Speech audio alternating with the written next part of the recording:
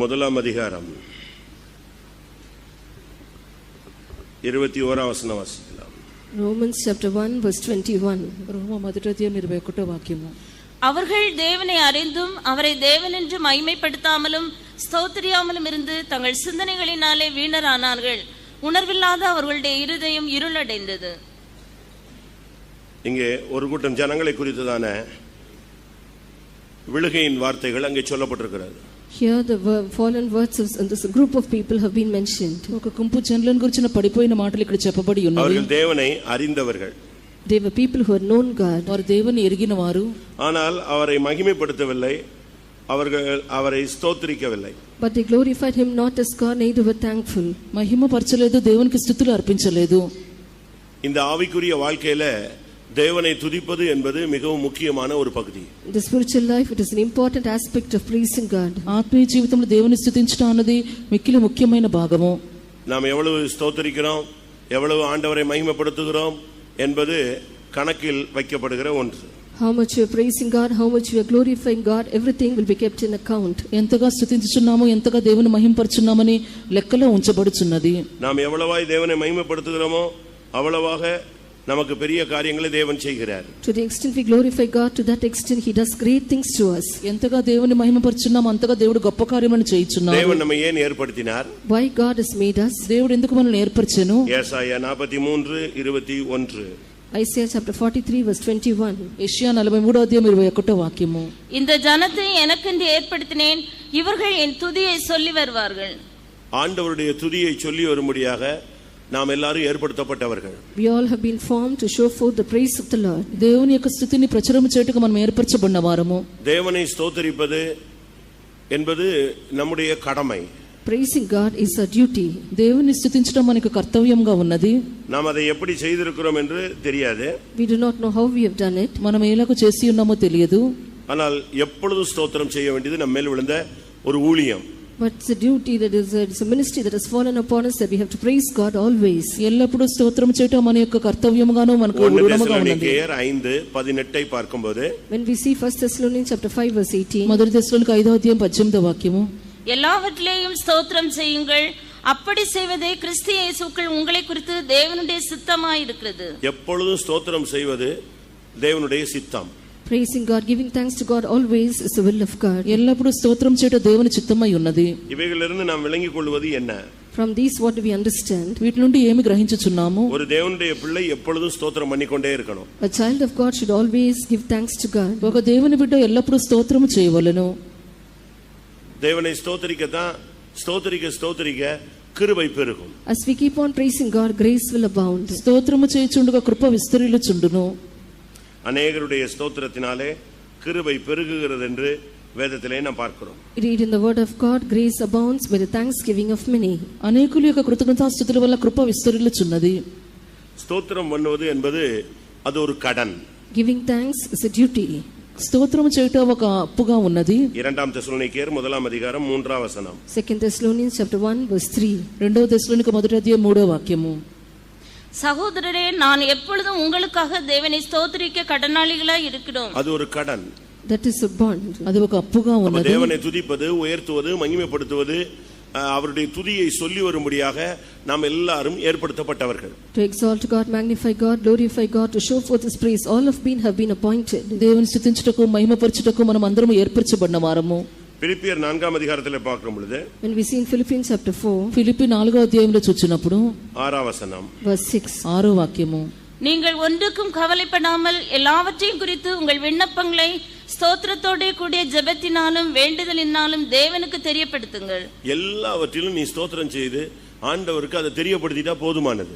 In everything we have to give thanks to God. It will be sufficient if we make known that to God. అన్నిటికీ స్తోత్రం చేసి దేవునికి తెలియజేసినట్లయితే చాలును. அப்ப ஒரு நாளைக்கு நம்ம எவ்வளவு நேரம் ஸ்தோத்திரம் பண்றோம்? Then for how long a day do we praise God? ఒక దినమునకు ఎంతసేపు స్తోత్రం చేయుచున్నాము? 364వ నాళ தாண்டிட்டோம்னு நினைக்கிறேன். I think we have crossed 364 days this year. 360 దినం 4 దినములు దాటి ఉన్నాము. அப்ப இப்போ நமக்குள்ள எவ்வளவு ஸ்தோத்திரம் பண்ணிருப்போம்? how much you would have praised God. మనం ఎంతగా స్తోత్రం చేసి ఉన్నామో, அவர்கள் தேவனை அறிந்தும் Though they knew God, వారు దేవుని ఎరిగియు மகிமைப்படுத்தாமலும் இருந்து they glorified him not as God, మహిమను చెల్లించకుండా ఉండి ஸ்தோத்திரியாமலும் இருந்து neither were thankful, స్తోత్రము చేయకుండా ఉండి அவர்கள் சிந்தையிலே வீணரானார்கள். became vain in their imaginations. వారి యొక్క హృదయములో వ్యర్థులైరి. உணர்வில்லாத அவருடைய இருதயம் இருளடைந்தது. The foolish heart without understanding was darkened. వారి యొక్క అవివేక హృదయం అంధకారమాయెను. வேதம் என்ன சொல்லுகிறது? What does the Bible say? వాక్యం ఏమని చెప్పుచున్నది? ஸ்தோத்திர பலியிடுகிறவன் என்னை மகிமைப்படுத்துகிறான். He who offereth praise glorified me. స్తుతి యాగము అర్పించబడు నన్ను మహిమపరచుచున్నాడు. 50 சங்கீதம் 23 வசனம். Psalm 50 verse 23. 50 కీర్తన 23వ వాక్యము. ஸ்தோத்திர பலியிடுகிறவன் என்னை மகிமைப்படுத்துகிறான். அப்ப இதுல இருந்து என்ன விளங்கிக் கொள்கிறோம்? From this what we understand? దీని నుండి ఏమి తెలుసుకొనుచున్నాము? ஸ்தோத்திரம் என்பது மிகவும் முக்கியமானது. Praising is very important. స్తోత్రం అనేది అత్యవసరముగా ఉన్నది. 69 சங்கீதம் 30 வசனத்தை பார்க்கும் பொழுது, When we see Psalm 59 verse 30, 69వ కీర్తన 30వ వాక్యము, தேவனுடைய நாமத்தை பாட்டினால் துதித்து அவரை ஸ்தோத்திரத்தினால் மகிமைப்படுத்துவேன். இப்ப இதுல எல்லாம் நம்ம விளங்குறது என்னன்னா, தேவனை மகிமைப்படுத்துகிறது, துதிக்கிறது என்பது நம்ம மேல விழுந்த ஒரு கடமை. from this we understand glorifying, giving thanks to God is a duty that has fallen upon us. దేవుని మహిమపరచుట స్తుతించడం అనే కర్తవ్యముగా ఉన్నది. ஆனா நம்ம அதை எந்த விதத்துல செலுத்துகிறோம்னு எனக்கு தெரியல. But we do not know how we are offering that. మనం ఎలాగో చెల్లించుచున్నామో తెలియదు. இதை ஓசியா 14:2 பார்க்கும் பொழுது, When we see this in Hosea chapter 14 verse 2, హోషేయ 14వ అధ్యాయం 2వ వాక్యము, வார்த்தைகளை கொண்டு கர்த்தரிடத்தில் திரும்புங்கள், அவரை நோக்கி தேவரீர் எல்லா அக்கிரமத்தையும் நீக்கி எங்களை தயவாய் அங்கீகரித்தள்ளும், அப்பொழுது நாங்கள் எங்கள் உதடுகளின் காளைகளை செலுத்துவோம். ஸ்தோத்திரம் என்பது ஒரு காளை. praising is a calf. స్తోత్రం అనగా ఒక ఎడ్లుగా ఉన్నది. உதடுகளின் காளை. It's a calf of a lips. పెదవులైన ఎడ్లై ఉన్నవి. இன்னொரு இடத்துல இருக்கு, உதடுகளின் கனியாகிய ஸ்தோத்திர பலி. In other place we read an offering of praise that is the fruit of a lips. ఇంకొక స్థలంలో చదువుచున్నాం జిహ్వఫలమైన స్తుతి యాగము. அப்ப இவைகளிலிருந்து நம்ம என்ன விளங்கிக் கொள்றோம்? From this what do we understand? దీని నుండి ఏమి తెలుసుకొనుచున్నాము? நாம் தேவனை ஸ்தோத்திரிக்கவே சிருஷ்டிக்கப்பட்டவர்கள். We have been created to praise God. దేవుని స్తుతించుటకు మనం సృష్టింపబడిన వారము. எபிரேயர் 13:15. Hebrews chapter 13 verse 15. హెబ్రీ 13వ అధ్యాయం 15వ వాక్యము, ஆகையால் அவருடைய நாமத்தை துதிக்கும் உதடுகளின் கனியாகிய ஸ்தோத்திர பலியை அவர் மூலமாய் எப்போதும் தேவனுக்கு செலுத்த கடவோம். நான் எதுக்கு இதை சொல்லிட்டு வர்றேன்? Why am I telling this? నేను ఎందుకు దీన్ని இது చెప్పుచున్నాను? உங்களுக்கு எல்லாருக்கும் தெரியும். All of you know about this. మీ అందరికీ తెలియను. ஆனா இதை செலுத்தாததுனால ஒரு ஊழியக்காரனுக்கு, ஒரு விசுவாசிக்கு நடக்கிறதான கேடு என்ன? What is அதான் இப்ப சுத்திரிப்புல நம்ம ஃபர்ஸ்ட் பார்ட்டா பார்க்க போறோம். What is the worst thing that will happen to a worker or a believer if he doesn't offer praise? స్తోత్రము చేయకపోతే ఒక సేవకునికి విశ్వాసికి ఏ హాని కలుగునని శుద్ధీకరణలో మొదటి భాగంగా చూచాము. அவர்கள் ஸ்தோத்திரியாமலும் மகிமைப்படுத்தாமலும் இருந்து சிந்தையில் வீணரானார்கள். They glorified him neither were thankful, they became vain in their imaginations. వారు స్తోత్రించకుండా మహిమపరచకుండా ఉండి తమ యొక్క తలంపులు యందు நீங்க వ్యర్థులైరి. தேவனை துதிக்காம இருக்கலாம், ஆனா நீங்கள் சிந்தையில் வீணராய் மாறுவீர்கள். You may refrain from praising God, but you will have vain imaginations. దేవుని స్తుతించకుండా ఉండవచ్చును గాని మీ యొక్క తలంపుల్లో మనసులో వ్యర్థులుగా మారుదురు. நீங்கள் தேவனை துதிக்காமல் இருக்கலாம், ஆனா உங்களுடைய இருதயம் இருளடைஞ்சு போய் கிடக்கும். You may stop from praising God, but your heart will be darkened. దేవుని స్తుతించకుండా ఉండవచ్చును గాని మీ హృదయం అంధకారమగును. இது எல்லாவற்றை காட்டிலும், More than all these, వీటన్నిటికంటే పైగా இந்த தேவனை துதியாமல் இருக்கிறதுனால 3 காரியங்களுக்கு தெய்வம் ஒரு மனிதனை ஒப்பு கொடுக்கிறார். by not praising God, God gives up a man to 3 things. దేవుని స్తుతించకుండా ఉంట వల్ల మనుషుని దేవుడు 3 కార్యములకు అప్పగించుచున్నాడు. இப்போ நீங்க தேவனை துதிச்சீங்க, ஸ்தோத்திரம் பண்ணீங்களா, ஏற்ற விதத்துல மகிமைப்படுத்திட்டீங்களா அப்படிங்கறதை இப்போ நீங்க கண்டுபிடிக்கலாம். Now you can find out whether you have praised God, you have given thanks to him in the way that is meet for you. సరిగా స్తుతించి దేవుని మహిమపరిచినారని ఇప్పుడు మీరు కనుగొనవచ్చును. தேவனை துதிக்கலன்னா 3 காரியத்துக்கு தெய்வமே ஒப்பு கொடுத்துறார். If we don't praise God, God himself gives up us to 3 things. దేవుని స్తుతించకపోతే 3 కార్యములకు దేవుడు మనల్ని అప్పగించుచున్నాడు. 1. ரோமர் 1 அதிகாரம் 24 வசனம். Romans chapter 1 verse 24. రోమా 1 అధ్యాయం 24వ వాక్యము, இது நிமித்தம் அவர்கள் தங்கள் இருதயத்திலுள்ள இச்சைகளினாலே ஒருவரோடொருவர் தங்கள் சரீரங்களை அவமானப்படுத்தத்தக்கதாக தேவன் அவர்களை அசுத்தத்திற்கு ஒப்பு கொடுத்தார். இப்ப தேவனை நீங்க துதிக்கல, மகிமைப்படுத்தல, அந்த ஜெப நேரத்துல கர்த்தரை உயர்த்தல, இல்ல காலையில எழும்பி கர்த்தரை மகிமைப்படுத்தல, இரவுல படுக்கும்போது தேவனை துதிக்கல, இல்ல நேரம் கிடைக்கும் பொழுது கர்த்தரை துதிக்கிற அந்த ஊழியத்தை நீங்க விட்டுட்டீங்கன்னு சொன்னா தேவன் உங்களை என்ன செய்றாரு? அசுத்தத்துக்கு ஒப்பு கொடுக்கிறார். If you leave off praising God, glorifying God in the morning and refrain from giving thanks to Him in the evening and stop doing the ministry of praising God always, the Lord gives you up to uncleanness. దేవుని స్తుతించకుండా మహిమపరచకుండా ఉదయమున రాత్రి కూడా దేవుని స్తుతించకుండా స్తుతించు సేవ చేయకుండా ఉన్నట్లయితే దేవుడు మనల్ని అపవిత్రతకు అప్పగించును. இரண்டாவது, Secondly, రెండవదిగా 26వ వచనం, verse 26. 26వ వాక్యము. இது நிமித்தம் தேவன் அவர்களை இழிவான இச்சை ரோகங்களுக்கு ஒப்பு கொடுத்தார். இது இரண்டாவது காரியம். This is the second thing. ఇది రెండవ కార్యము. இரண்டாவது இழிவான இச்சை ரோகம். Secondly, vile affections. రెండవదిగా తుచ్చమైన అభిలాషలు. எதனால ஒரு விசுவாசி, ஒரு ஊழியக்காரன் இழிவான இச்சை ரோகம் இப்படிப்பட்ட வல்லமையில தாக்கப்படுறான்? ஏன் அசுத்தத்துக்குள்ள அவன் மாட்டிக்கொள்றான்? நல்லா தானே இருந்தான் அப்படிலாம் நீங்க நினைக்கலாம். You may think why a believer or a worker is being affected by vile lusts and vile diseases. You may think he was good. ఒక సేవకులు విశ్వాసులు చాలా బాగున్నారు కానీ ఎందుకు వారు తుచ్చమైన అభిలాషలకు అపవిత్రతకు అప్పగించబడి ఉన్నారని మీరు అనుకోనవచ్చును. நீங்க துதியாமல் இருக்கும் பொழுது ஆட்டோமேட்டிக்கா இப்படிப்பட்ட வல்லமைகள் உங்களை ஆளுகை செய்ய ஆரம்பித்து விடுகிறது.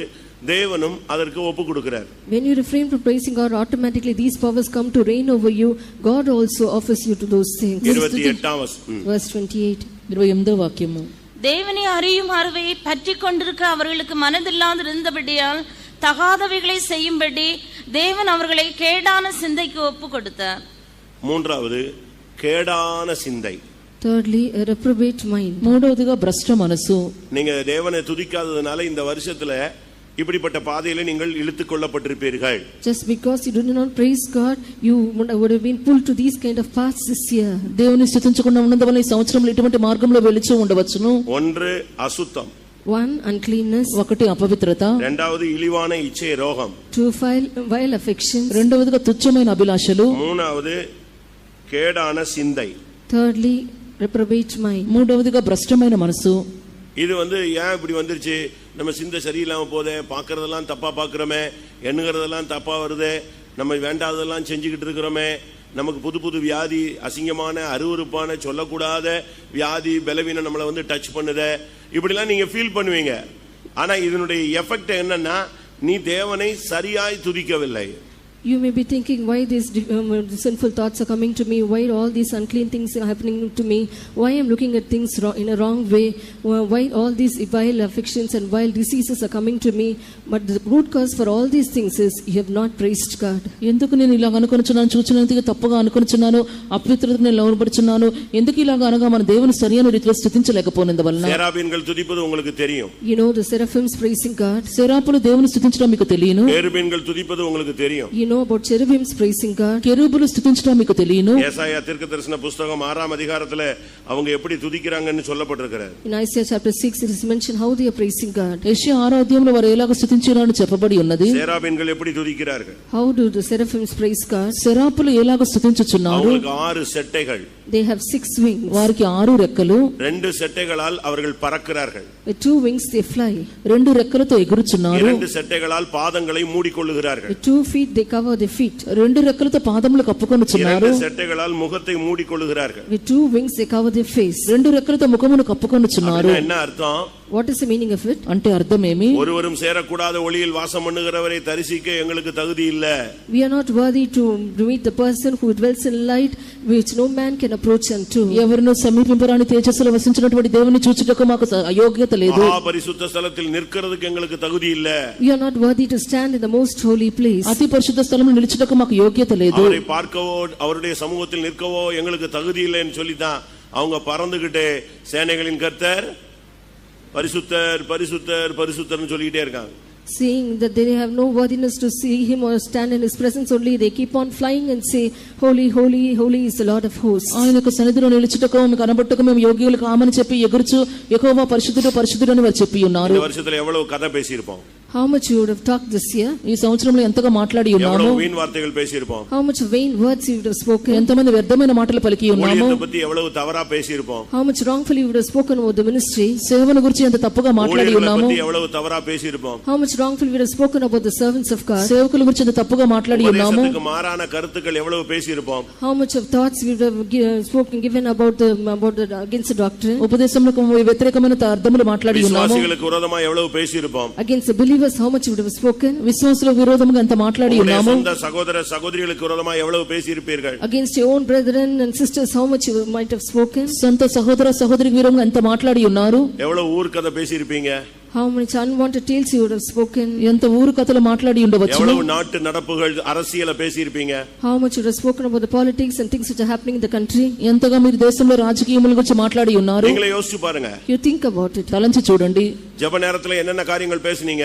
What were the things you spoke during the time of prayer? ప్రార్థన సమయంలో ఏ కార్యములు మాట్లాడి ఉన్నారు? ஒவ்வொரு வீணான வார்த்தைக்கும் அவன் கணக்கு கொடுக்க வேண்டும். For every word, that idle word that man speaks, he has to give account. మనుషులు పలుకున్నటువంటి వ్యర్థమైన మాటల గురించి లెక్క అప్పగించవలెను. கெட்ட வார்த்தைகள் ஒன்று உங்கள் வாயிலிருந்து புறக்க வேண்டாம். Let no corrupt communication proceed out of your mouth. దుర్భాషలు ఏది మీ నోటి నుండి బయలుదేరకూడదు. கேட்கிறதற்கு பக்தி விருத்திக்கு ஏதுவான வார்த்தைகள் இருந்தால் அதே பேசுங்கள். If there are words of edification to hear, speak only those words. వినుటకు క్షేమాభివృద్ధి కలుగజేయ మాటలను మాత్రమే పలకండి. உங்களை எவ்வளவு ஜெப நேரத்தை நீங்க வீணாக்கி எவ்வளவு நேரம் செல்லுல பேசியிருப்பீங்க? How much of prayer time you might have wasted and talked in your cell? ప్రార్థన సమయంలో వ్యర్థపరిచి ఎంతగా మీరు సెల్లులో మాట్లాడి ఉండవచ్చు? தவறான கான்வர்சேஷன் எவ்வளவு இருந்துச்சுன்னு யோசிச்சு பாருங்க. You think how much of wrong conversation you had? ఎంత తప్పైన సంభాషణ మీకు కలిగి ఉన్నది? தேவன் எல்லாவற்றையும் கேட்டிருக்கிறார். God has heard everything. దేవుడు అన్నిటిని విని ఉన్నారు. கர்த்தருக்கு பயந்தவர்கள் பேசிக் கொள்வார்கள், அவர் கவனித்து கேட்பார். அடுத்து எல்லாம் எங்க இருக்கும்? ஞாபக புஸ்தகத்தில் எழுதப்பட்டிருக்கும். அதுல எழுதப்பட்டதுல நீ துதிச்சது எழுதப்பட்டிருக்குமா? நீ சபிச்சது எழுதப்பட்டிருக்குமா? நீ தூஷிச்சது எழுதப்பட்டிருக்குமா? நீ தேவனை மகிமைப்படுத்தினது எழுதப்பட்டிருக்குமா? They that fear the Lord spoke often one to another. The Lord hearkened and heard it, and a book of remembrance was written before him. The things which you were praising God, or glorifying God, or blaspheming God, or praising God, what will be written there? దేవుని ఎంత భయభక్తులు గల వారి మాటలను వినిచి ఉండును, వారి యొక్క మాటలను జ్ఞాపక పుస్తకంలో వ్రాయును. నీవు దేవుని స్తుతించినది, దేవుని దూషించినది, ఇంకా మిగిలిన కార్యములు కూడా కనబడును. இன்னைக்கு உன் சிந்தை கெட்டு போயிருச்சு. Now your mind has become corrupted. మీ యొక్క మనసు చెడిపోయి ఉన్నది. பார்க்கறவங்க எல்லாம் தவறா பார்க்கற. You look at all the people whom you see, you look them in a wrong way. చూచిన వారిని తప్పుగా చూస్తున్నాము. எண்ணங்கள் கெட்டு போயிருச்சு. Your thoughts have been corrupted. తలంపులు చెడిపోయి ఉన్నవి. மோசமான பல வியாதிகள் உன்னோடு போராடுகிறது. So many worse sicknesses are fighting with you. మోసమైన పల వ్యాధులతో పోరాడుచున్నవి. அருவருப்பான வியாதிகள் உன்னோடு போராடுகிறது. Abominable sicknesses are fighting with you. హేయమైన వ్యాధులతో పోరాడుచున్నవి. உன்னை அறிஞ்சோ அறியாமலோ நீ அசுத்தத்துல சிக்குகிறாய். Knowing or unknowingly you've been caught in uncleanness. తెలిసి తెలియకుండా అపవిత్రతలో పట్టబడి ఉన్నావు. కడుకపడుகிறது. Your mind is being defiled. మనసు చెడిపోబడి ఉన్నది. శరీరం అశుచిపడుகிறது. Your body is being corrupted. శరీరం అపవిత్రమగుచున్నది. இதுக்கெல்லாம் காரணம் என்ன? What is the reason for these? వీటన్నిటికి కారణమేమి? தேவனே உன்னை ஒப்புக்கொடுக்கிற அளவுல உன்னுடைய துதியும் ஸ்தோத்திரமும் குறைஞ்சு போய்விட்டது. Your praising and thanksgiving have come down, that God himself might offer you to these things. దేవుడు నిన్ను అప్పగించినట్లుగా నీ స్తుతి స్తోత్రము తగ్గిపోయి ఉన్నది. நீ சிந்தையில வீணனாய் இருக்கிறாய். You become vain in your imagination. మనసు యందు వ్యర్థులుగా మారి ఉన్నావు. నీకు కేవలமான சிந்தனைகள் வந்து கொண்டே இருக்கிறது. Toward filthy thoughts are coming to your mind. తుచ్చమైన తలంపులు వచ్చుచున్నవి. யாரை பார்த்தாலும் தவறான எண்ணங்கள். Whomsoever you see, you have wrong thoughts. ఎవరిని చూచినా తప్పైన யாரை తలంపులు. பார்த்தாலும் மாம்சீகமான சிந்தை. If you look at any person, you have a carnal thought. ఎవరిని చూచినా శరీరానుసారమైన మనసు. கேடான சிந்தை உன்னோடு போராடி கொண்டிருக்கிறது. A reprobate mind is fighting with you. భ్రష్ట మనసు నీతో పోరాడుచున్నది. மாம்ச சிந்தை மரணம். To be carnally minded is death. శరీర మనసు మరణము. இதெல்லாம் காரணம் என்ன? What is the cause for all these? వీటి కారణమేమి? இதுக்கு வேர் நீ துதியாமலும் ஸ்தோத்திரியாமலும் இருந்ததுதான். The root for all this is you have refrained from praising and giving thanks to God. వీటికి వేరు ఏదైనా స్తుతించకుండా స్తోత్రించకుండా ఉన్నందువలన ஜெப நேரத்தெல்லாம் கதை அடிச்சு டைம் வேஸ்ட் பண்ணி இப்ப பிசாசு கையில உன்னை ஒப்பு கொடுத்தது போல உனக்கு இன்னைக்கு அசுத்தம், கேடான சிந்தை, இழிவான இச்சை, ரோகம். All the time you wasted, you spoke unwanted things, you kept on talking, you wasted all your time. Now you've been given up to uncleanness, vile affections and a reprobate mind. ప్రార్థన సమయమును వ్యర్థపరిచి నీవు కథలను మాట్లాడి ఇప్పుడు అపవిత్రతకు తుచ్చమైన అభిలాషకు భ్రష్ట మనసుకు అప్పగించబడి ఉన్నావు. இப்போ நிலவரம் என்ன? Now what is your state? ఇప్పుడు నీ యొక్క స్థితి ఏది? இதே நிலவரத்துல நீ அடுத்த வருஷம் போனா எப்படி இருக்கும்? If you go in this same state to the next year, how it will be? ఇదే స్థితిలో వచ్చే సంవత్సరం వచ్చినట్లయితే ఎలాగా ఉండును? நான் ஒரு 10 நிமிடம் டைம் தரேன். I give you 10 minutes time. 10 నిమిషముల సమయం ఇచ్చుదును. எனக்கு ஒரு சுத்திகரிப்பு இங்க வர்றதை நான் இன்னும் பார்க்கல. I have not seen a cleansing coming here. నేను ఇంకా ఇక్కడ ఒక శుద్ధీకరణ చూడలేదు. ஒரு பாத்திரத்தை கழுவுனா சுத்தமா இருக்கா இல்லையான்னு பார்த்தா தெரியுமா தெரியாதா? If a vessel is cleaned, we will know whether it is cleaned or not. ఒక పాత్రను చూచినట్లయితే శుభ్రంగా ఉన్నదా లేదో తెలియదా? சுத்திகரிப்புல ஒரு கண்ணீர் இல்லாத ஒரு சுத்திகரிப்பு அது ஏமாத்து. A cleansing without tears is deceiving one. కన్నీరు లేనటువంటి శుద్ధీకరణ వంచించుటై ఉన్నది. சகோதரி கள்ளத்தனமாய் மனம் திரும்பினாலே அன்றி உண்மையாய் என்னிடத்தில் மனம் திரும்பி வரவில்லை என்று கர்த்தர் சொல்றார். The Lord is telling a sister, return to him falsely but not truly. నీ యొక్క సహోదరి పై వేషంగా తిరిగి ఉన్నది గాని యథార్థంగా తిరగలేదని దేవుడు చెప్పుచున్నాడు. புது வருஷத்துக்காகவோ ராபோஜனத்துக்காகவோ உங்களை பரிசுத்தமாக்க வேண்டாம்.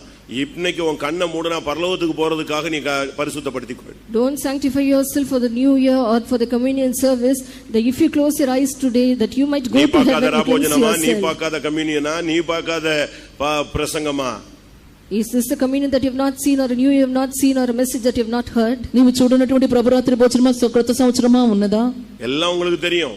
You know everything. అన్నీ తెలియను. ஆனா இன்னைக்கு சுத்திகரிப்புங்கிறது கண்ணீரில் தொடங்கட்டும். Let cleansing begin with tears today. శుద్ధీకరణ కన్నీరులో ప్రారంభించనిము. எல்லாரும் கண்களை மூடுவோம். Let's all close our eyes. అందరూ కళ్ళు మూసుకొనిదము. இந்த ஜனத்தை எனக்காக ஏற்படுத்தினேன். These people I have formed for myself. ఈ జనులను నా కొరకు ఏర్పరచి ఉన్నాను. சொல்லி வருவார்கள். They shall show forth my praise. వీరు నా స్తుతిని ప్రచురము చేయుదురు. நீ துதிக்கும்படியாகவே இந்த சபைக்குள்ள கொண்டு வரப்பட்டவன். You have been brought into this church only to praise God. స్తుతించుటకు ఈ సంఘమునకు తేబడి ఉన్నావు. அந்நிய நாமத்தை வணங்கிக் கொண்டிருந்த உன்னை என்றென்றும் தேவனை துதிக்கும்படியாக நித்திய நித்தியமாய் கர்த்தரோடு இருந்து கர்த்தரை மகிமைப்படுத்தும்படியாக தேவன் உன்னை இங்கே கொண்டு வந்தார். To praise you God forever, to be with the Lord always. The Lord has brought you to here. You who were after worshipping after a strange god. అన్య దేవతలకు పూజించున్న నిన్ను దేవునికి నిత్యానిత్యంగా స్తోత్రం చేయుటకే ఆయన నిన్ను ఇక్కడికి తీసుకొని వచ్చి ఉన్నాడు. உங்களை எத்தனை பேர் உணர்த்தப்படுகிறீர்கள்? How many of you are being convicted? ఎంతమంది గ్రహించుచున్నారు? என் டைமை நான் வேஸ்ட் பண்ணிட்டேன். I have wasted my time. నా సమయం వ్యర్థపరిచి ఉన్నాను. தேவ சமூகத்தை நான் வேஸ்ட் பண்ணிட்டேன். I have wasted the presence of God. దేవుని సన్నిధిని వ్యర్థం చేసి ఉన్నాను. இன்னைக்கு நான் கேடான சிந்தையில மாட்டிக்கொண்டிருக்கிறேன். இழிவான இச்சைரோகங்கள்ல சிக்கி இருக்கிறேன். அசுத்தமான பல போராட்டங்கள் எனக்குள்ள மறைஞ்சு கிடக்குது. இதுக்கெல்லாம் காரணம் என்னன்னு தெரியாம இருந்தேன். ஆனா இன்னைக்கு நான் உணர்கிறேன், தேவனை துதிக்கல, அதுல குறைஞ்சிட்டேன். Today I am having so many struggles of uncleanness. I have vile affections. I have reprobate mind. All these things are hidden in me. Today I have found out the cause for all these things. I have not praised God. ఇప్పుడు నాలో భ్రష్ట మనసు తుత్తమైన అభిలాషలు అపవిత్రతలు కనబడుచున్న వీటన్నిటికీ కారణం ఇప్పుడు తెలుసుకొని ఉన్నాను, దేవుని స్తుతించలేదని. அப்படி உணர்த்தப்படுகிற கண்களை மூடி முழங்கால் படியிடுவோம். Those who are convicted like that, let us close our eyes and kneel down. అలా గ్రహింపు పొందిన వారు కళ్ళు మూసుకొని మోకరించదము. யாரும் ஆவியில் நிறைஞ்சு கத்தணும்னு அவசியம் இல்ல, தீர்க்க தரிசனம் சொல்லணும்னு அவசியம் இல்ல. There is no need to speak in unknown tongues and prophesy. ఎవరు గట్టిగా కేకలు వేసి ప్రవచనం చెప్పవద్దు. அதுக்கு நான் டைம் கொடுப்பேன். ஆவியானவர் வருவார், அது எனக்கு தெரியும்.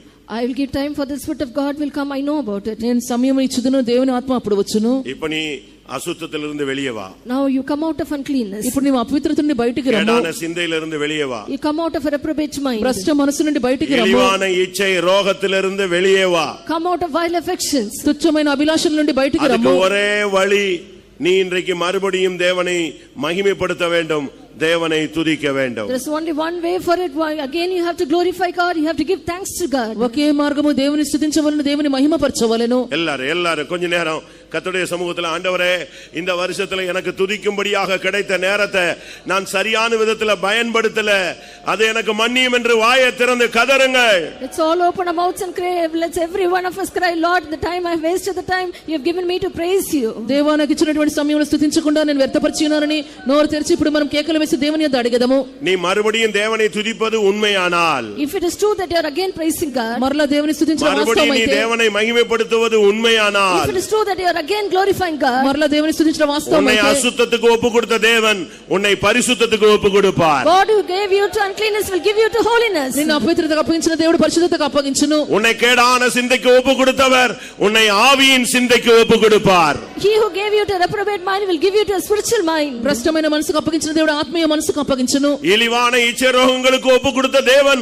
உனக்கு சுகத்தையும் சௌக்கியத்தையும் ஆரோக்கியத்தையும் இந்த கூட்டத்தில் கட்டளையிடுவார். He who gave you up to vile affections will command health and healing for you this meeting. తుచ్చమైన అభిలాషకు అప్పగించిన దేవుడు ఈ కూటంలో స్వస్థతను ఆరోగ్యమును నీకు మరలా రప్పించును. அந்த நம்பிக்கை உள்ளவர்கள், ஆண்டவரே உம்மை துதிக்கும்படியாக கொடுத்த நேரத்தை நான் மகிமைப்படுத்தாமல் விட்டுவிட்டேனே, என்ன மன்னியும் ஆண்டவரே என்று கேளுங்க. All those who realize that, say, Lord, I have wasted the time you given me to praise you. Please forgive me. స్తుతించినటువంటి సమయం వ్యర్థపరిచి నన్ను క్షమించండి ప్రభువా అని చెప్పి మనం అందరం అడిగేదము.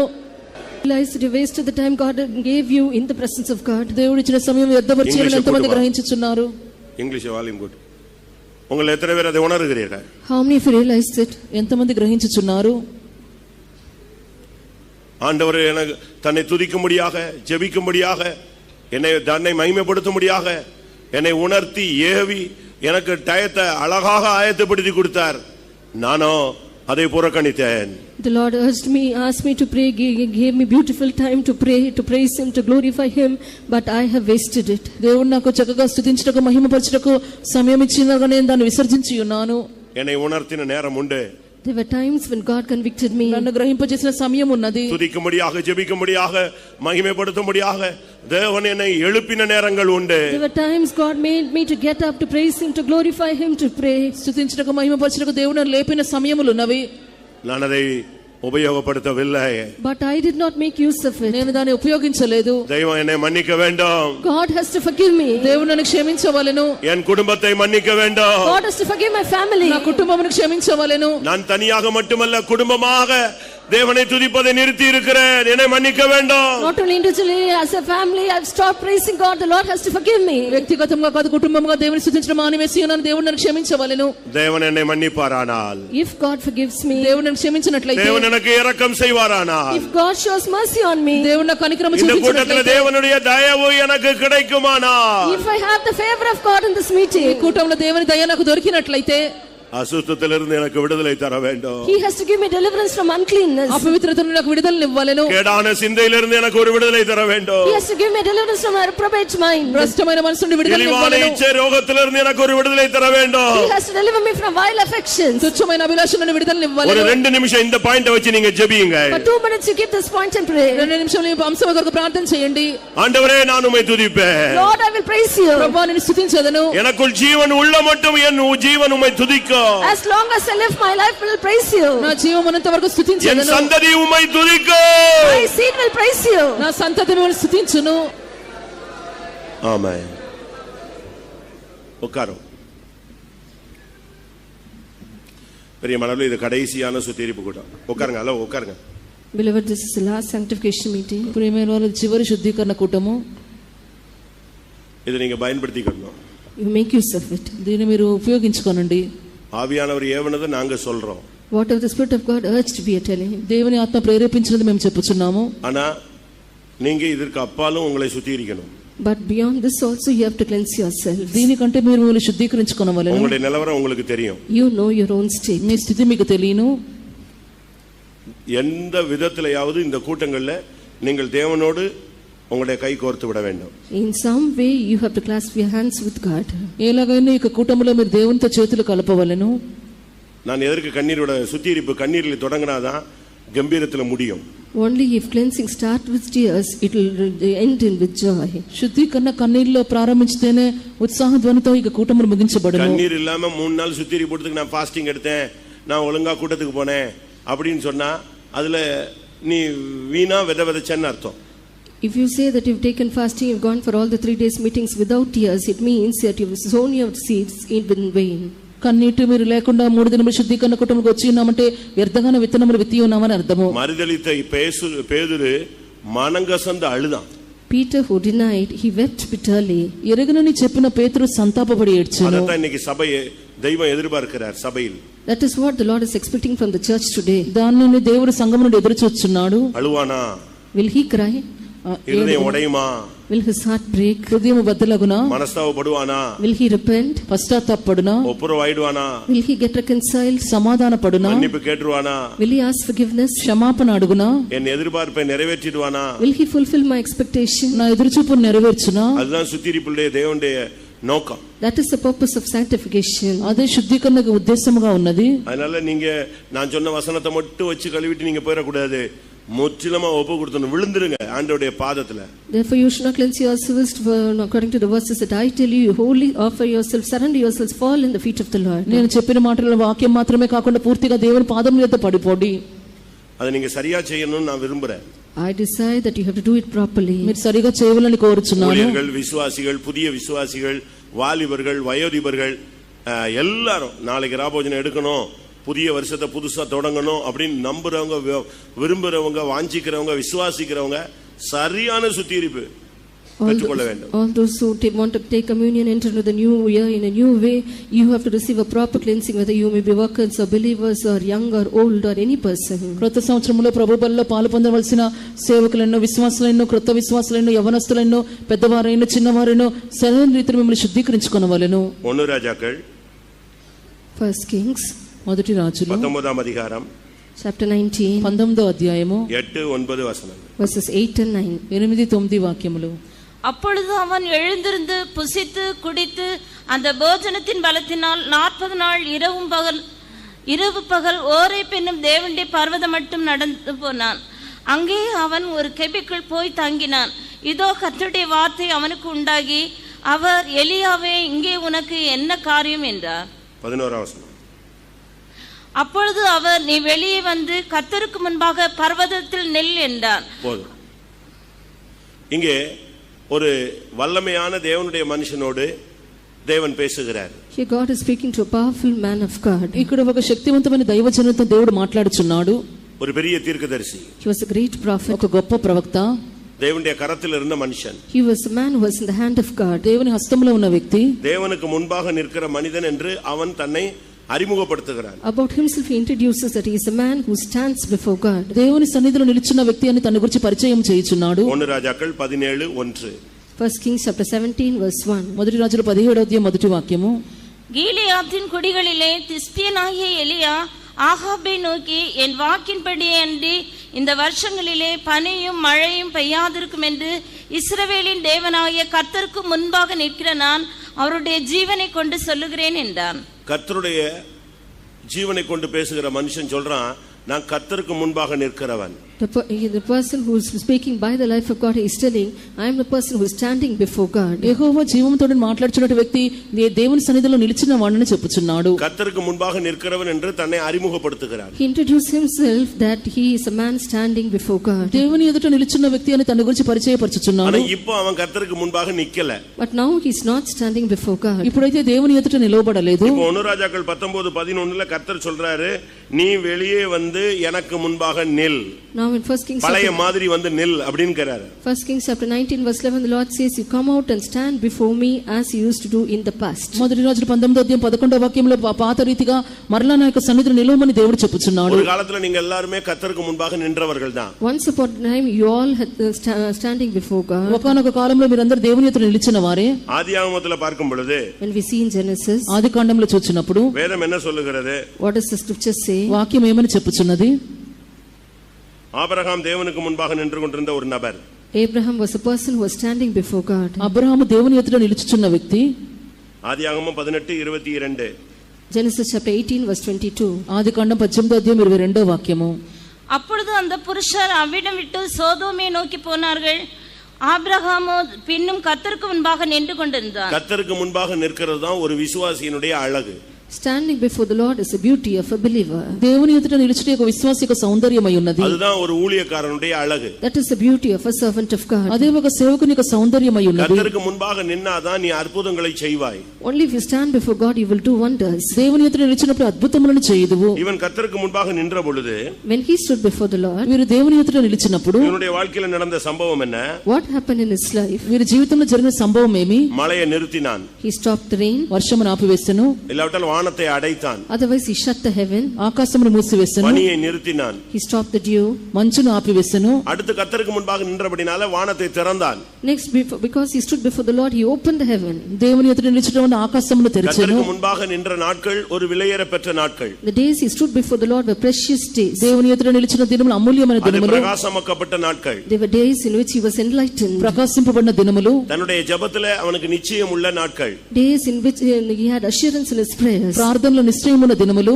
அடுத்ததாக அவனை பற்றி நாம் பார்க்கும் பொழுது, Next about him when we see, తర్వాతగా అతని గురించి చూచినప్పుడు, அக்கினியை வானத்திலிருந்து இறக்கின ஒரு மனிதன். he was a person who brought fire from heaven. అగ్నిని ఆకాశం నుండి దింపినవాడు. அவன் ஜெபிச்சா பரலோகத்திலிருந்து பிரத்யட்சமாக தெய்வத்தினுடைய அக்கினி பலிபீடத்துல இறங்கும். If we praise evidently, the fire of the Lord will descend from God on the altar. అతడు ప్రార్థన చేసినట్టు ప్రత్యక్షంగా దేవుని యొక్క అగ్ని ఆకాశం నుండి அப்படி ஒரு దిగును. பிரேயர் லைஃப் அவனுக்கு இருந்தது. He had such a prayer life. అటువంటి ప్రార్థనా జీవితం ఉండేను. தன்னுடைய ஜெபத்துல அவனுக்கு ஒரு நிச்சயம். He had a certainty in his prayer. ప్రార్థన నిశ్చయిత ఉన్నది. நான் ஜெபித்தால் என் தெய்வம் ஆமென் போடுவார். If I pray, my God will put amen for it. నేను ప్రార్థించినట్టు దేవుడు ఆమేన్ చెప్పును. அந்த அளவு அவனுக்கு நிச்சயம் இருந்த ஒரு காலம். To that extent, those were the days he had a certainty. ఆ కొలతగా నిశ్చయిత ఉన్న కాలము. 450 பாகாலின் தீர்க்கதரிசிகளை கொன்று போட்டான். He killed 450 prophets of Baal. 450 బయలు ప్రవక్తలను చంపి ఉన్నాడు. பஞ்சத்தின் நாட்களிலே அவனை பராமரிக்க கர்த்தர் அவனை காகங்களுக்கு கட்டளையிட்டார். In the days of famine, the Lord commanded the ravens to feed him. కరువు దినముల్లో పోషించుటకు దేవుడు కాకాలములకు ఆజ్ఞాపించెను. సారిపాతుల విధవకి దైవం కట్టளையிட்டார். God commanded the widow of Zarephath. సారేపాతు విధవరాలకు ఆజ్ఞాపించెను. అద్భుతం நடந்தது.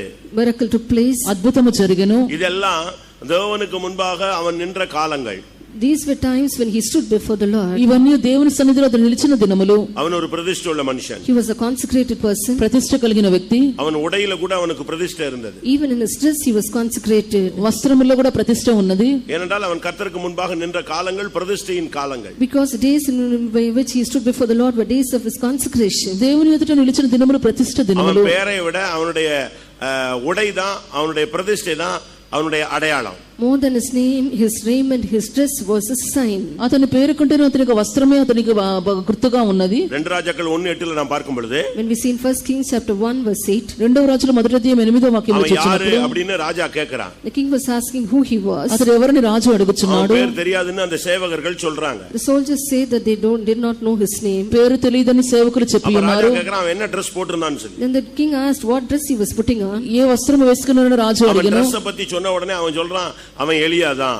ஏன்னா அதுதான் அவனுடைய அடையாளம்.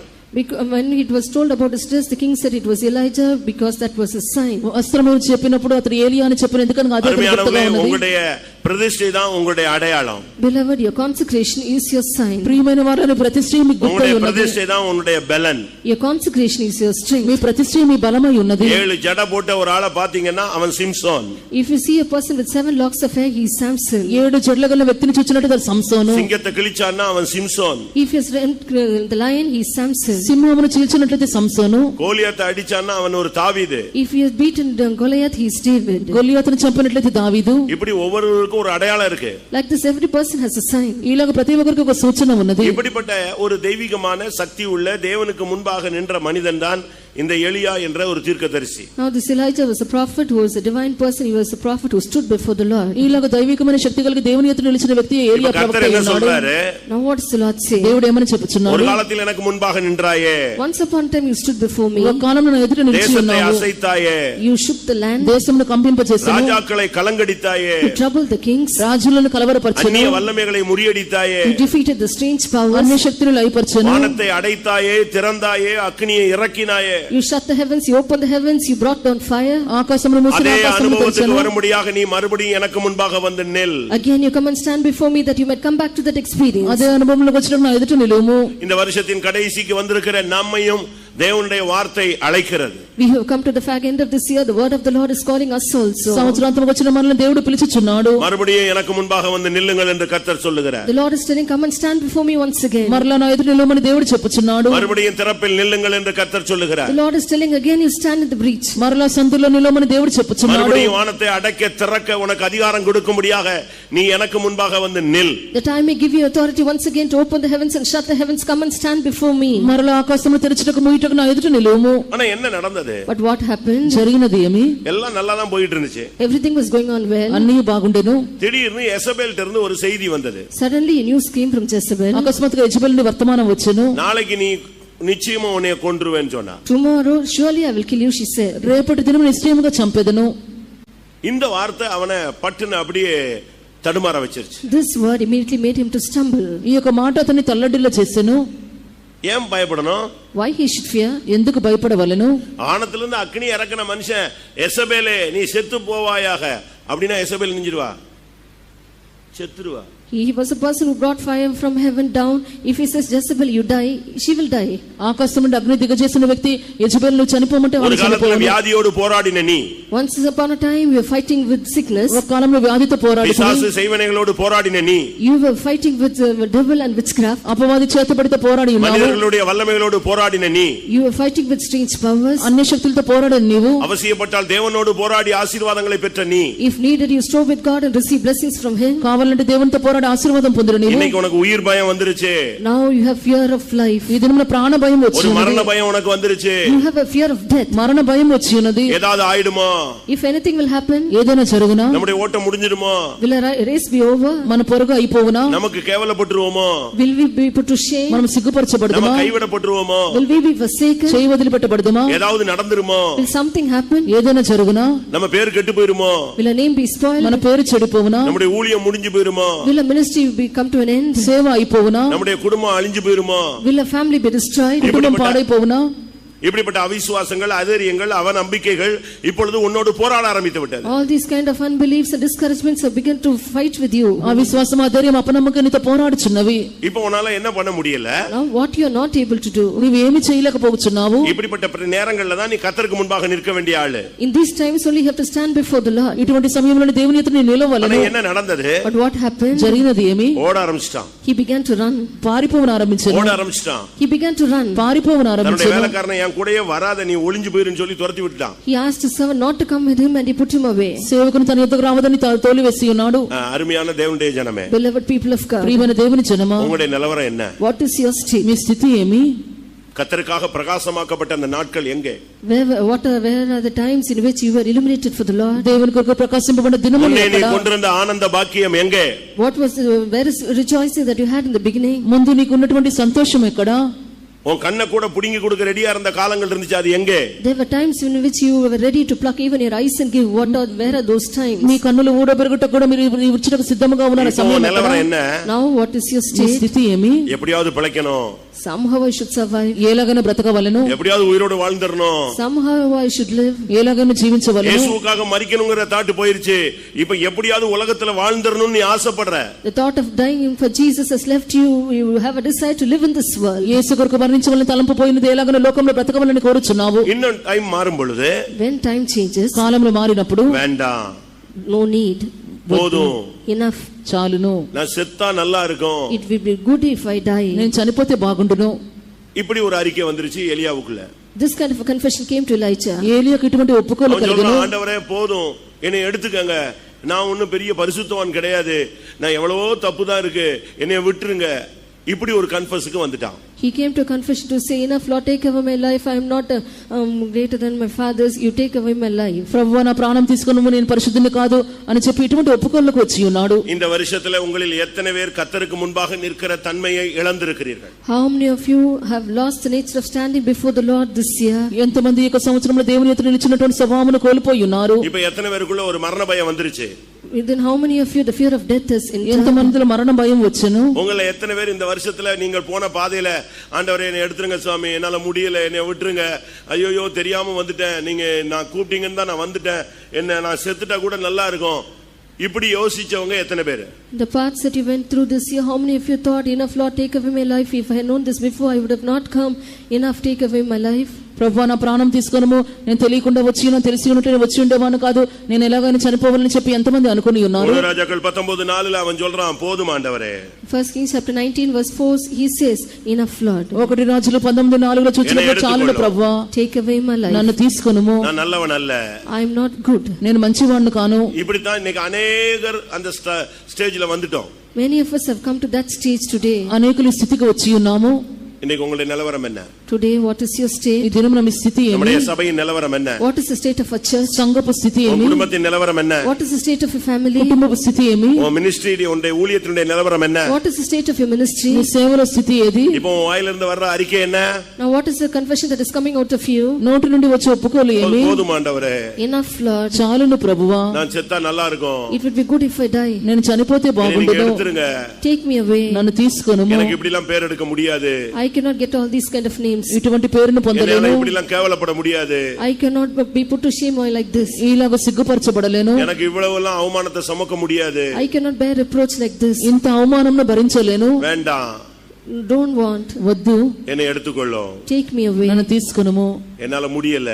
I am not able to bear. నాకు వీలు పట్టలేదు.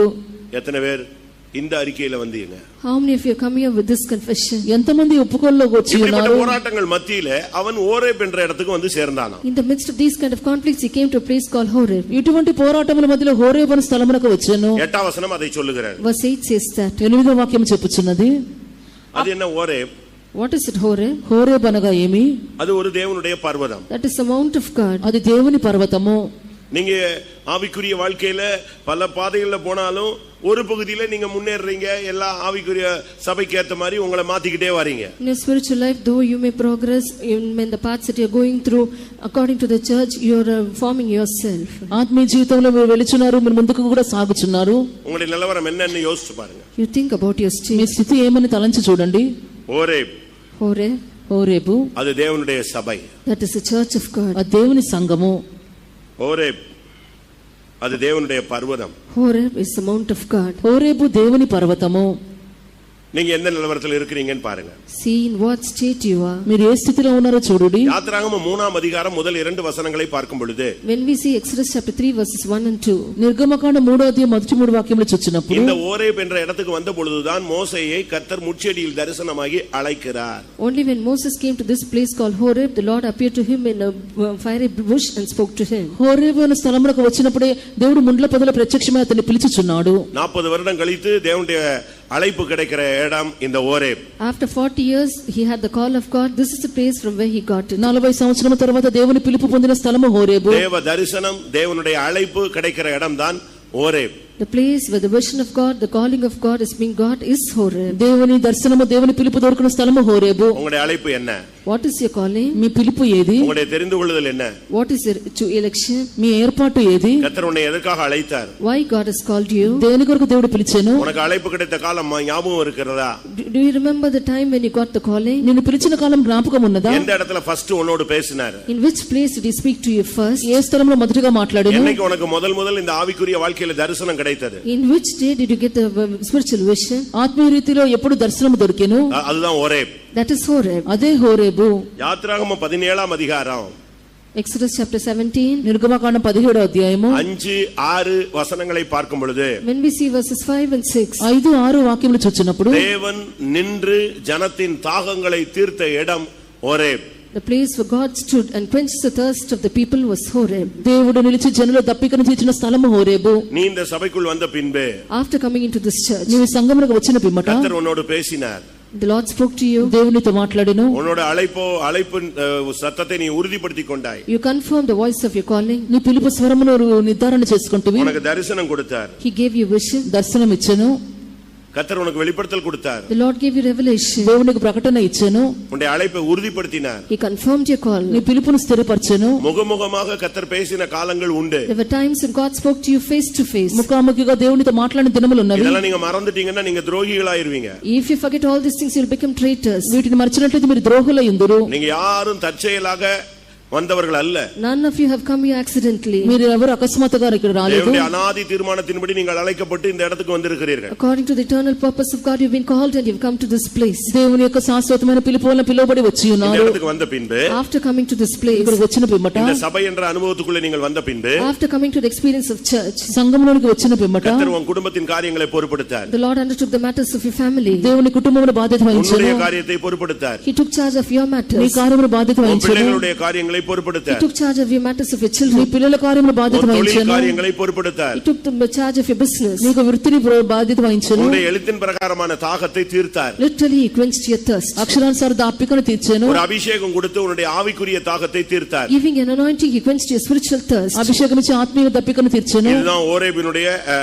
இரண்டாம் அனுபவம். This is the second aspect of Horeb. ఇదే హోరేబు యొక్క రెండవ అనుభవము. யாத்திராகமம் 33, 5, 6 பார்க்கும் பொழுது, When we see Exodus chapter 33 33 verses 5 and 6. నిర్గమకాండం 33 అధ్యాయం 5 6 వాక్యములు இந்த చూచినప్పుడు ஓரேப் என்ற இடத்துக்கு வந்த பொழுதுதான் ஜனங்கள் நகைகளை கலற்றினார்கள். Only when people came to this place called Horeb, people removed their ornaments. Horeb అనే స్థలమునకు వచ్చిన తర్వాతనే జనులు ఆభరణములు తీసివేసి ఉన్నారు. பின்பு அவர்கள் நகைகளை போட்டுக் கொள்ளாதிருந்தார்கள். After that they did not put on their ornaments. దాని తర్వాత ఆభరణములు వేసుకొనలేదు. இந்த இதுக்குள்ள வந்த பின்பு After coming here, దీనిలోకి వచ్చిన తర్వాత இந்த ஓரேப் என்ற இடத்துக்கு வந்த பொழுது after coming to this place called Horeb, Horeb అనే స్థలమునకు వచ్చిన పిమ్మట இந்த உலகம் உனக்கு ஒரு குப்பையாக மாறினது. this world became as a filth to you. లోకము నీకు పెంటగా మారెను. உன்னை அழகுபடுத்துவதை நிறுத்தினாய். You stopped beautifying yourself. నిన్ను సౌందర్యపరచడం ఆపివేసి ఉన్నావు. ஆடம்பரத்தை வெறுத்தாய். You hated decorating yourself. ఆడంబరమును ద్వేషించి ఉన్నావు. அநித்தியமான பாவ சந்தோஷங்களை அனுபவிப்பதை நீ வெறுத்தாய். You hated having the pleasures of sin for a season. అల్పకాల పాప భోగములు ద్వేషించి ఉన్నావు. உலகம் உனக்கு ஒரு குப்பையாக மாறிவிட்டது. World became as a dust to you. లోకము నీకు పెంటగా మారెను. நீ அதை நஷ்டம் என்று விட்டாய். You left it as dung. నష్టమని వదిలిపెట్టి ఉన్నావు. விட்டீங்களோ இல்லையோ அது உங்களுக்கு தான் தெரியும். Whether you left it or not, you yourself know about it. వదిలిరా లేరా మీకే తెలియదు. எப்ப நீ நகையை கலத்துறியோ அப்ப நீ ஓரேபுக்கு வந்திருக்கேன்னு அர்த்தம். The time you remove your ornaments, it means you have come to the place Horeb. ఎప్పుడు ఆభరణములు వదిలిపెట్టి హోరేబుకు தேவன் వచ్చి ఉన్నావు. அழைத்தார்னா நீ ஓரேபுக்கு வந்திருக்கேன்னு அர்த்தம். If God has called you, it means you have come to Horeb. దేవుని నిన్ను పిలిచినట్లయితే హోరేబుకు వచ్చి ఉన్నావు. உன்னுடைய தேவைகளை கர்த்தர் சந்தித்தார்னு சொன்னா நீ தாகம் தீர்க்கப்பட்டு அபிஷேகம் பெற்றாய் என்றால் நீ ஓரேபுக்கு வந்திருக்கிறாய் என்ற அர்த்தம். If the Lord meets your needs, if your thirst has been quenched and you've been anointed, it means you have come to Horeb. నీ అక్కర్లు తీర్చబడి నీ దప్పిక తీర్చబడి హోరేబుకు వచ్చి ఉన్నావు అని అర్థం. அதிகாரம் Deuteronomy chapter 4. ద్వితీయోపదేశకాండం 4వ 15వ అధ్యాయం వచనத்தை பார்க்கும் பொழுது When we see verse 15, 15వ వాక్యము. இந்த இடத்துல தேவன் பேசினார். here God spoke. ఈ స్థలంలో దేవుడు మాట్లాడెను. கர்த்தர் உன்னோடு இந்த வருஷத்துல எத்தனை விசை பேசினார்? How many times the Lord spoke to you this year? ఈ సంవత్సరం ఎన్నిసార్లు మాట్లాడెను? வசனத்தை படிக்கும் பொழுது When we read the word of God, వాక్యం చదివినప్పుడు, பிரசங்கங்களை கேட்கும்போது when you heard the messages, ప్రసంగము విన్నప్పుడు, தீர்க்க தரிசனங்கள் மூலமாக through the prophecies, ప్రవచనము ద్వారా, நடத்திப்புக்காரர்கள் மூலமாக through the leaders, నడిపింపు ద్వారా, பரிசுத்தவான்கள் மூலமாக through the saints, పరిశుద్ధుల ద్వారా, மறைமுகமாக secretly, పరోక్షముగా, வெளியரங்கமாக openly, ప్రత్యక్షముగా, சொப்பனத்தின் மூலமாக through dreams, కలల ద్వారా, முகமுகமாக face to face, ముఖాముఖిగా, பிரத்யட்சமாக apparently. ప్రత్యక్షముగా கர்த்தர் உன்னோடு பேசின அனுபவங்கள் உனக்கு உண்டு இருந்ததா? Do you have the experience of God speaking to you? దేవునితో మాట్లాడే అనుభవములు ఉన్నవా? இப்போ அது இருக்கா? Now do you have it? ఇప్పుడు అవి ఉన్నవా? இப்போ உன்னோடு மற்றவங்க பேசுற மாதிரி தெய்வம் பேசுறாரா? As others are talking to you, does God speak to you? ఇతరులు మాట్లాడినట్టుగా దేవుడు మాట్లాడుచున్నాడా? இதுதான் ஓரேப். This is Horeb. ఇదే హోరేబు. தேவன் பேசும் அனுபவம். Experience of God speaking. దేవుడు మాట్లాడే అనుభవము. என்னாகமம் 12ல கர்த்தர் மோசேயை குறித்து பேசும் பொழுது, In Numbers chapter 12, when God speaks about Moses, సంఖ్యాకాండం 12లో దేవుడు మోషేను గురించి చెప్పినప్పుడు, என் தாசனாகிய மோசே அப்படிப்பட்டவன் அல்ல, my servant Moses is not so. నా సేవకుడైన మోషే అటువంటి వాడు కాడు. உங்களில் ஒருவன் தீர்க்கதரிசியாக இருந்தால், If any of you is a prophet, మీలో ఒకడు ప్రవక్త అయిన நான் యెడల, சொப்பனத்தில் இல்லாவிட்டால் அவனுக்கு தரிசனத்தில் அவனோடு நான் இடைப்படுவேன். I will deal with him through a dream or in a vision. కలలో దర్శనంలో నేను బయలుపడుదును. மறைபொருளாக வெளிப்படுவேன். In a secret way I will be revealed to him. పరోక్షముగా బయలుపడుదును. ஆனால் என் தாசனாகிய மோசேயின் இடத்தில் நான் அப்படி அல்ல. But with my servant Moses I will not be so. నా సేవకుడైన మోషే நான் అటులా కాదు. முகமுகமாய் பிரத்யட்சமாய் பேசினேன். I spoke to him mouth to mouth, even apparently. ముఖాముఖిగా ప్రత్యక్షముగా இதுதான் మాట్లాడుతున్నాను. ஓரேப். This is Horeb. ఇదే హోరేబు. கர்த்தர் ஏதாவது ஒரு விதத்தில் உன்னோடு பேசிக் கொண்டிருந்தாரா? Did the Lord speak to you in some way? ఏదైనా రీతిలో దేవుడు మాట్లాడి ఉన్నాడా? உபாகமம் Deuteronomy 5వ அதிகாரம் chapter 5, 2వ వచனம். verse 2. ద్వితీయోపదేశకాండం 5వ అధ్యాయం 2వ వాక్యము. அங்கே என்ன சொல்லப்பட்டிருக்கிறது? What is mentioned here? అక్కడ ఏం చెప్పబడి ఉన్నది? தேவன் தம்முடைய ஜனத்தோடு உடன்படிக்கை பண்ணினார். God made a covenant with his people. దేవుడు తన జనులతో నిబంధన చేసెను. இது ஒரு முக்கியமான வாழ்க்கையினுடைய ஒரு அனுபவம். This is an important aspect of a life. ముఖ్యమైన జీవితం యొక్క தேவனும் అనుభవము. மனிதனும், God and man. దేవుడు మనుషుడు, மனிதனும் கடவுளும் Man and God మనుషుడు దేవుడును பிரதிஷ்டையில் ஒன்றாக்கப்படுவது, being made one in consecration. ప్రతిష్ఠలో ఏకమగుట, அவர்கள் ரெண்டு பேரும் உடன்படிக்கைக்குள் உட்படுத்திக் கொள்வது. They are making a covenant between themselves. వారిరువురు నిబంధనలోనికి వచ్చుట. இன்னைக்கு அதுதான் முக்கியமானது. Today that is important. అదే ముఖ్యమైనది. இன்னைக்கு உங்களுக்கும் தேவனுக்கும் என்ன உடன்படிக்கை இருக்கிறது? What is the covenant between you and your God today? నీకు దేవునికి ఏ నిబంధన கர்த்தர் ఉన్నది? உனக்கு கொடுத்த வாக்குத்தத்தம் என்ன? What is the promise the Lord gave you? దేవుడిచ్చిన వాగ్దానం ఏమి? ஆண்டவர் உன்னோடு உடன்படிக்கை பண்ணியிருக்கிறாரா? நீ தேவனோடு உடன்படிக்கை பண்ணியிருக்கிறாயா? Has the Lord made a covenant with you? Have you made a covenant with the Lord? నీవు దేవునితో దేవుడినితో నిబంధన చేసి ఉన్నారా? உன்னுடைய முடியில ஒரு பிரதிஷ்டை இருக்கணும். There should be consecration in your hair. నీ వెంట్రుకల్లో ప్రతిష్ఠ ఉండవలెను. உன்னுடைய கண்ணுல ஒரு உடன்படிக்கை இருக்கணும். There should be covenant in your eyes. నీ కన్నుల్లో ప్రతిష్ఠ உன்னுடைய ఉండవలెను. வாயில ஒரு உடன்படிக்கை இருக்கணும். There should be covenant in your mouth. నోటిలో ప్రతిష్ఠ உன்னுடைய ఉండవలెను. ட்ரெஸ்ல ஒரு உடன்படிக்கை இருக்கணும். There should be covenant in your dress. వస్త్రముల ప్రతిష్ఠ உன்னுடைய ఉండవలెను. தூக்கத்துல ஒரு உடன்படிக்கை இருக்கணும். There should be covenant in your sleeping. నిద్రలో నిబంధన உன்னுடைய ఉండవలెను. உணவுல ஒரு உடன்படிக்கை இருக்கணும். There should be covenant in your food. ఆహారంలో నిబంధన ఉండవలెను. அப்படி ஒரு வாழ்க்கை, அதுதான் Horeb. There is such a kind of life, that is Horeb. అటువంటి జీవితమే హోరేబు. வேதம் என்ன சொல்லுகிறது? What does the scripture say? వాక్యం ఏం చెప్పుచున్నది? యోబు சொல்லுகிறான், என் கண்களோடு நான் ஒரு உடன்படிக்கை பண்ணினேன். Job says, I made a covenant with mine eyes. నేను నా కన్నులతో నిబంధన చేశానని యోబు చెప్పాడు. దానియేల్ சொன்னான், உணவோடு சாப்பாடோடு நான் ஒரு உடன்படிக்கை பண்ணினேன். Daniel said, I made a covenant with food. ఆహారంతో నిబంధన చేశానని దానియేలు చెప్పాను. தாவீது, நான் வார்த்தைகளை தவறான வார்த்தைகள் பேச மாட்டேன் என்று என் வாயோடு நான் தீர்மானம் பண்ணினேன். David says that he had made a decision with his mouth that he will not speak wrong words. తప్పైన మాటలు పలకని నోటితో నిబంధన చేశానని దావీదు చెప్పాను.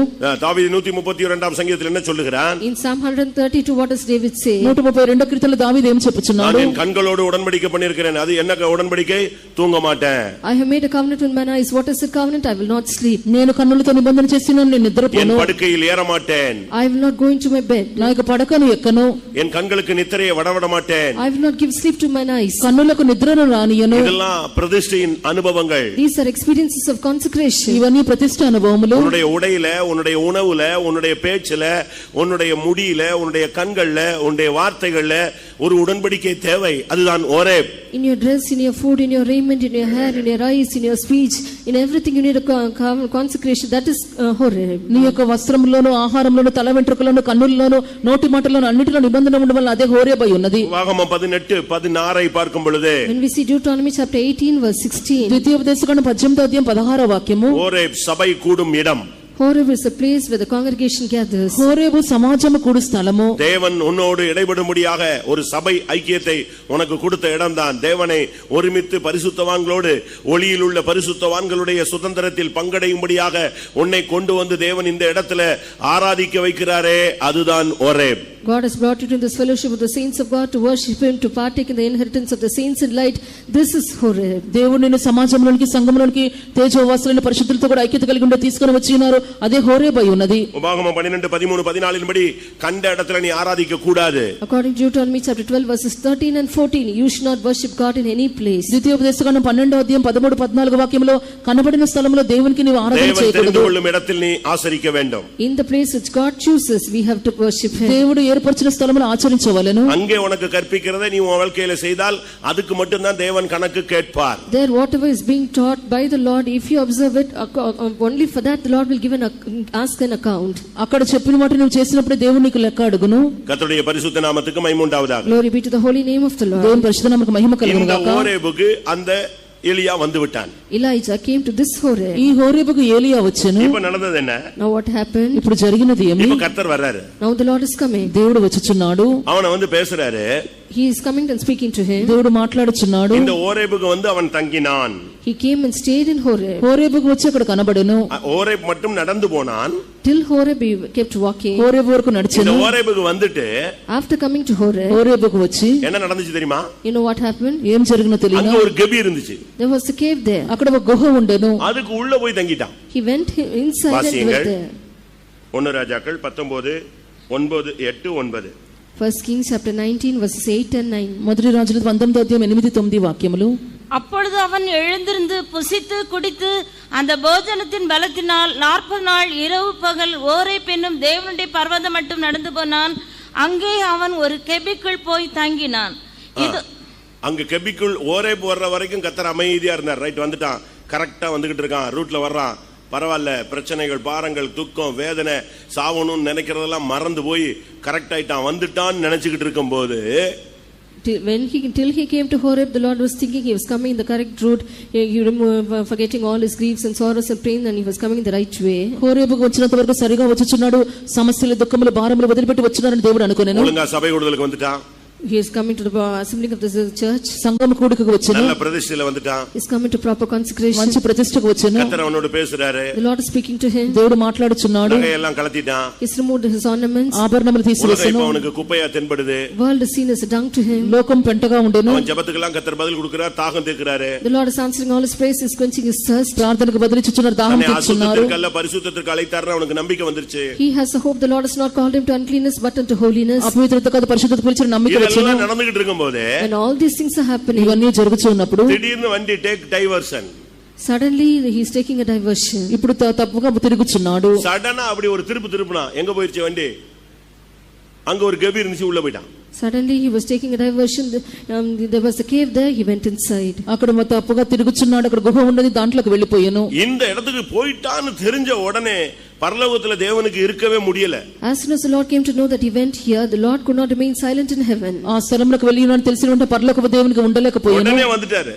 Immediately he came. వెంటనే వచ్చాను. வந்த உடனே ஷாட்டை அடிச்ச மாதிரி தான் ஒரு அடி. As he came, it was as if he beat with a scourge. எலியாவே உனக்கு இங்க என்ன காரியம்? Elijah, what you have to do here? ஏலியா நீ ఇక్కడ ఏమి చేయుచున్నావు? நான் உன்னை ஓரை போரைக்கு வர சொன்னேன், கரெக்ட். பட் நீ உள்ள ஏன் கெபிக்குள்ள போன? உனக்கு இந்த கெபிக்குள்ள என்ன வேலை? வெளியே வா. It's true that I have asked you to come to Horeb, but after coming here, why did you enter into the cave? What is the work you have inside the cave? You come out. హోరేబుకు రమ్మంటే వచ్చి ఉన్నావు, నువ్వు ఎందుకు గుహలోనికి వెళ్ళినావు? బయటికి రమ్మని చెప్పుచున్నావు. உனக்கு இங்கே என்ன காரியம்? What is the matter for you here? నీవు ఇక్కడ ఏమి ஒரு చేయుచున్నావు? விசுவாசிக்கு ஊழியக்காரனுக்கு கெபிக்குள்ள என்ன வேலை?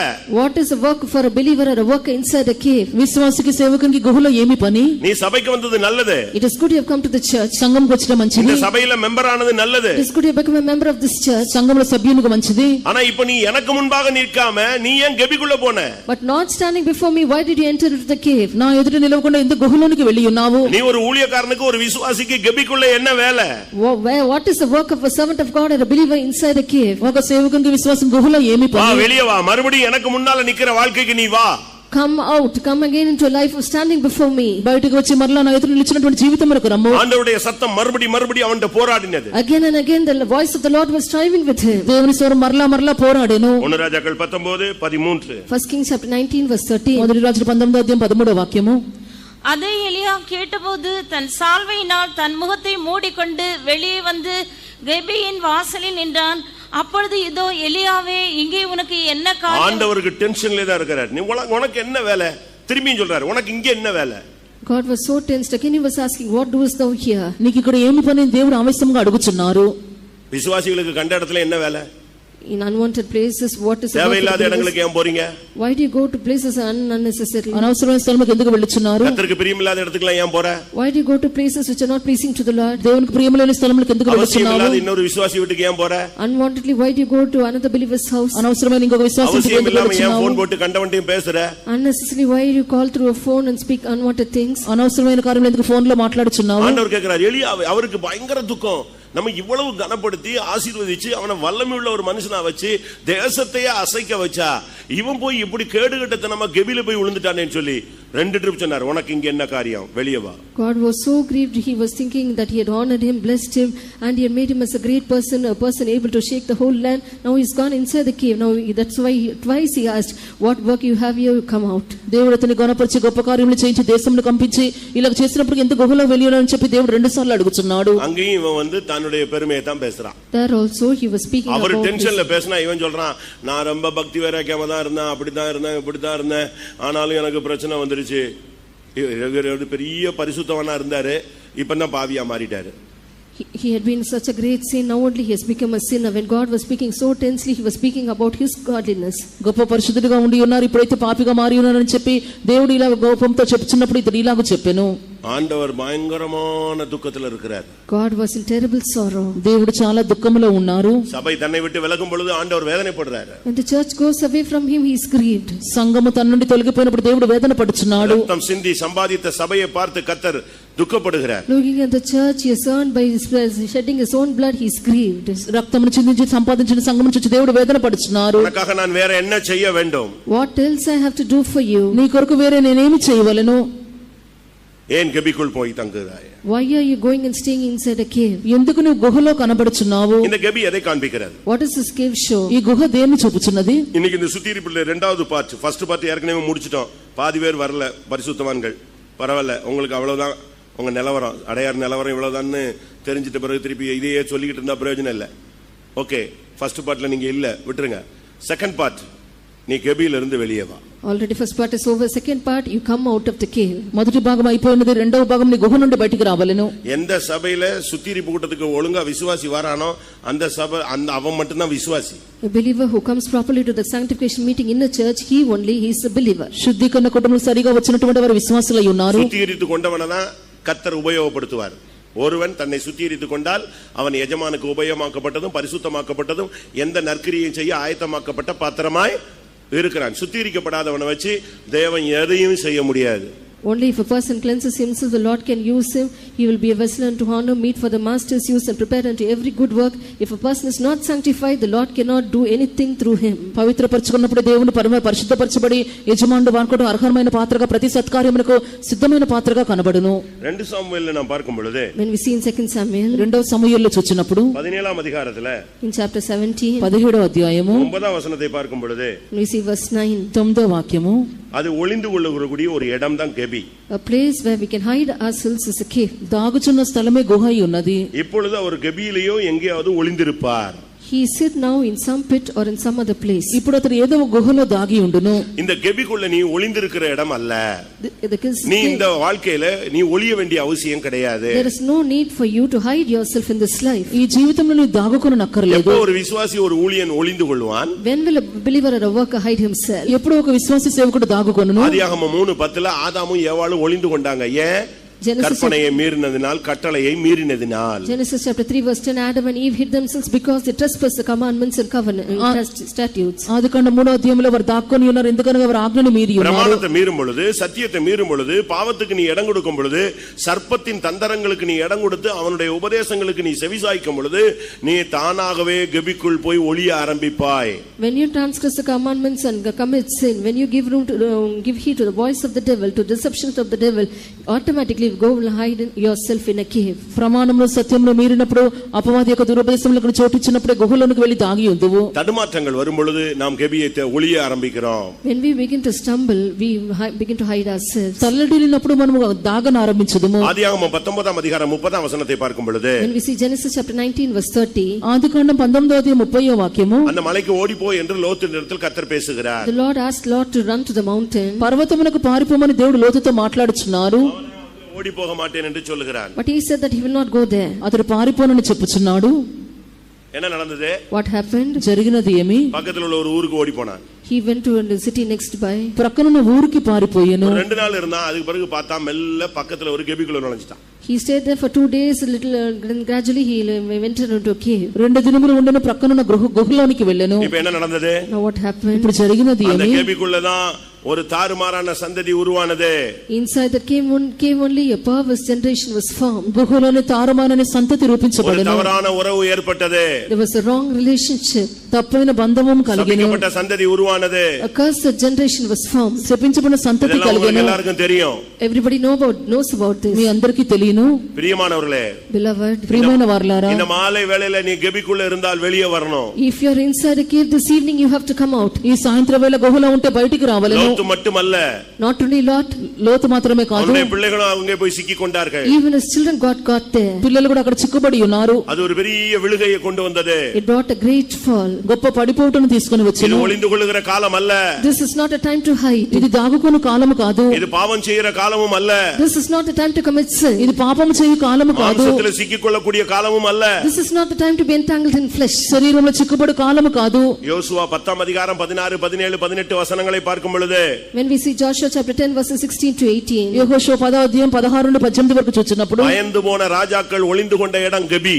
the fearful kings, the place where they hid themselves was a cave. భయపడిన రాజులు దాగుగిన స్థలము గుహ అయి ఉన్నది. இன்னைக்கு வியாதிக்கு பயப்படுற, Today you are fearing ఈ sickness. దినమున వ్యాధికి భయపడుచున్నావు. மனுஷனுக்கு பயப்படுற, You are fearing men. మనుషులకు భయపడుచున్నావు. பிசாசுக்கு பயப்படுற. You are fearing devil. అపవాదికి భయపడుచున్నావు. ஏன்? Why? ఎందుకు? நீ ஓரேபை விட்டபடினால் உனக்கு இந்த பயம் வருகிறது. Because you left Horeb, you have this fear. హోరేబును వదిలినందువల్ల భయం వచ్చుచున్నది. இன்னைக்கு நீ பயத்துல கெபிக்குள்ள போய் ஒளிய ஆரம்பிக்கிற. Today because if you are going to hide yourself inside a cave. భయం వల్ల గుహలో దాగుచున్నావు. இங்க ஓடி போய் ஒளிந்தது ராஜாக்கள்.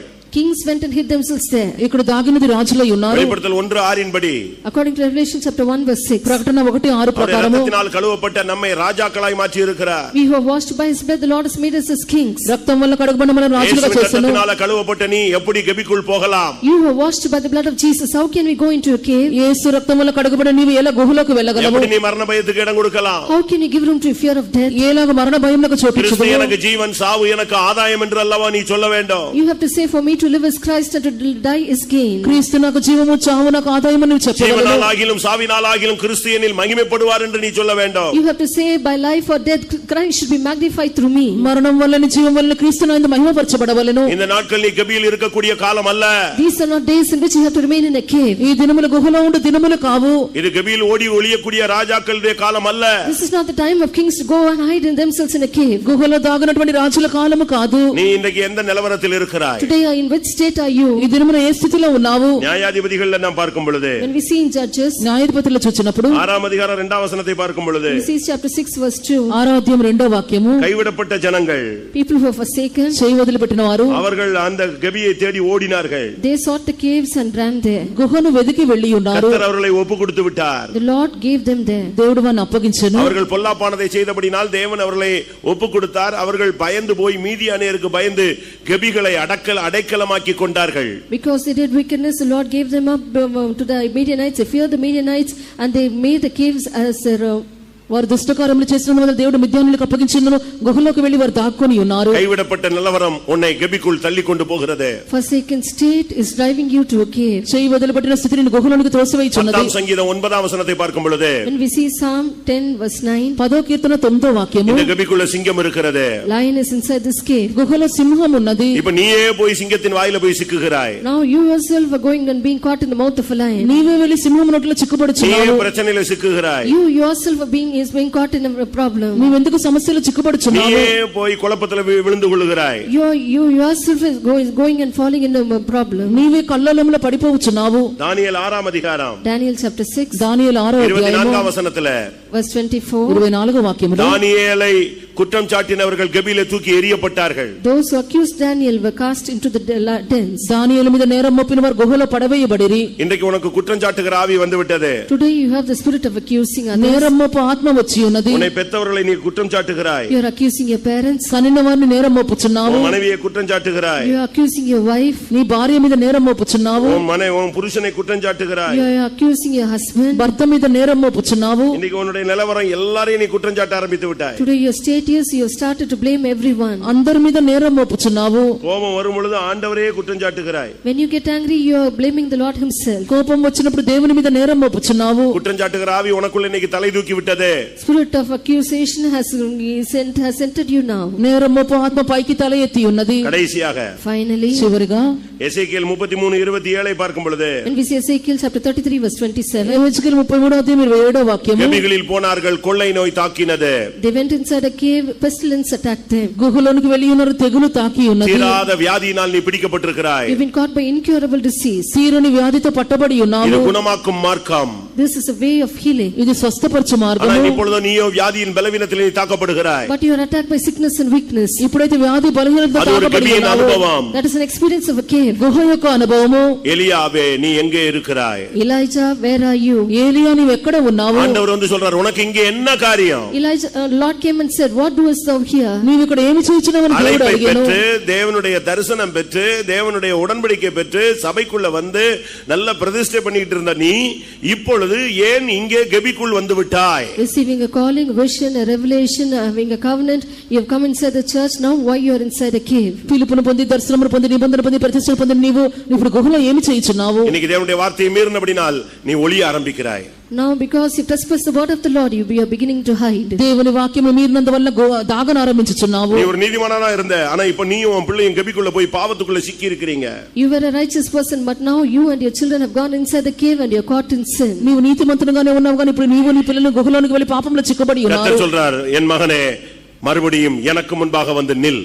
The Lord is telling, my son, again come and stand before me. దేవుడు చెప్పుచున్నాడు, నా కుమారుడా మరలా నా ఎదుట నిలువుము. மெல்ல மொக்காடு போட்டுட்டு வெளியே வந்தான். Slowly covering his face, he came out. ముసుగు వేసుకొని బయటకు వచ్చి ఉన్నాడు. எப்படியோ முக்காடு போட்டோ போடாமலாவது நீ வெளியே வந்தா போதும். இன்னைக்கு Covering your face or not, it is sufficient if you come out today. ముసుగు వేసిన లేకపోయినా బయటికి రావాలను. வெளியே வந்த பின்புதான் கர்த்தர் அவன்கிட்ட பேசினார். After coming out only the Lord spoke to him. బయటికి వచ్చిన తర్వాత దేవుడు మాట్లాడాను. அபிஷேகத்தை எடுத்துட்டு கிளம்பு. Now you take your anointing and set out. అభిషేకం తీసుకుని நீ బయలుదేరుము. சாகிறதுக்கு அழைக்கப்பட்டவன் அல்ல, நீ அபிஷேகம் பண்ணும்படியாக எடுத்துக்கொள்ளப்படும்படியாக அழைக்கப்பட்டவன். You have not been called to die, you have been called to anoint and to be taken up. చావుటకు కాదు గాని నువ్వు అభిషేకించుటకు ఆరోహణమగుటకు నువ్వు అభిషేకించబడి நீ ఉన్నావు. இருக்கும்படியாக அழைக்கப்பட்டவன் அல்ல, எனக்கு முன்பாக என்றென்றும் நிற்கும்படியாக அழைக்கப்பட்டவன். You have not been called to stand inside a cave but to stand before me forever. గుహలో ఉండుట కాదు గాని నా ఎదుట నిలువబడటకు నీ పిలువబడి ఉన్నావు. அதோட வாயை மூண்டவன் அபிஷேகத்தோடு கிளம்பி போயிட்டே இருந்தான். With that he stopped his mouth, with the anointing he set out. దానితో నోరు మూసుకొని అభిషేకంతో బయలుదేరాను. Let's all close our eyes. అందరూ కళ్ళు మూసుకునేదము. முடிந்தால் முழங்கால் போடுங்க. If possible kneel down. వీలైతే మోకరించండి. முடிஞ்சா அழுங்க. If possible cry. వీలైతే ఏడవండి. ஆண்டவருடைய காலை பிடிச்சு கதறுங்க. Hold the feet of the Lord and cry out. దేవుని కాళ్ళు పట్టుకొని ఏడవండి. சிலுவையில் இருந்து வழிகிற இரத்தத்தின் ஒரு துளியாவது உன் மேல தெளிக்கப்படட்டும். Let at least one drop of blood that is coming from the cross fall upon you. సిలువ నుండి ప్రవహించిన రక్తము ఒక చుక్క అయిన నీ మీద పడవలెను. ஒரு சொட்டு உன் மேல பட்டுச்சுன்னு சொன்னா நீ பரிசுத்தமானாய். If one drop of blood falls on you, you will be sanctified. ఒక చుక్క నీ మీద పడినట్లయితే నీవు పరిశుద్ధపరచబడి ఉన్నావు. எல்லாரும் கண்களை மூடி முழங்கால் போடுவோம். Let's all close our eyes and kneel down. అందరూ కళ్ళు మూసుకొని మోకరించదము. விலையேற பெற்ற இரத்தம், Precious blood, అమూల్యమైన రక్తము, குற்றமில்லாத இரத்தம், a blood without any blame, నిర్దోషమైన రక్తము, பரிசுத்த இரத்தம், holy blood, పరిశుద్ధ రక్తము, மாசில்லாத இரத்தம், blood without any fault. అనింద్యమైన రక్తము. அதனுடைய ஒரு துளி உன் மேல் படுமானால் If one drop of it falls on you, అది ఒక చుక్క నీ మీద நீ పడినట్లయితే பரிசுத்தவானாய் மாறுவாய். you'll become a holy one. నీవు పరిశుద్ధనిగా మారుదువు. கெபியை விட்டு வெளியே வா. Come out of the cave. గుహ నుండి బయటికి రమ్ము. எனக்கு முன்பாக வந்து நில். Come and stand before me. నీవు నా ఎదుట నిలువుము. நான் உன்னை கொண்டு ஒரு ஊழியம் செய்ய வேண்டும். I have to do a ministry through you. నీ ద్వారా నేను ఒక సేవను చేయవలెను. நான் வரும்பொழுது நான் உன்னை எடுத்துக்கொள்ள வேண்டும். When I come, I have to take you up. నేను వచ్చినప్పుడు నేను తీసుకొనవలెను. முழங்கால் போடுங்கன்னா போடணும். புரியுதா? தமிழ் புரியுதா?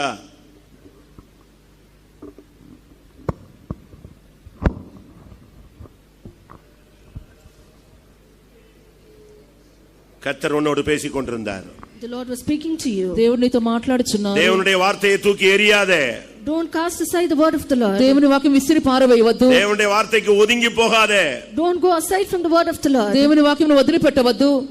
இந்த சுத்திகரிப்பு உனக்கு கடினமா இருக்கலாம், ஆனால் தேவனுடைய பார்வையில அவருடைய இரக்கத்தின் நேரம். This sanctification may be hard to you, but it is a time of mercy in the sight of the Lord. శుద్ధీకరణ నీ కఠినంగా ఉండవచ్చు కానీ దేవుని దృష్టిలో కనికరం యొక్క సమయము. நீ ఆண்டவருக்கு வேண்டும். The Lord needs you. నీవు దేవునికి కావాలెను. மறுபடியும் உன் மூலமாய் தேவன் பேச வேண்டும். Again the Lord has to speak through you. మరలా నీ ద్వారా దేవుడు మాట్లాడవలెను. மறுபடியும் உன்னை கரத்தில் எடுக்க வேண்டும். Again he has to take you in his hands. మరలా చేతుల తీసుకోవాలి. எபிராயிமே உனக்கு நான் என்ன செய்வேன்? Ephraim, what will I do to you? ఎఫ్రాయిమునికి నేను ఏమి చేయదును? எபிராயிமே நான் உன்னை எப்படி கைவிடுவேன்? Ephraim, how will I forsake you? ఎఫ్రాయిము ఎలాగ చేయి వదిలిపెట్టుదును?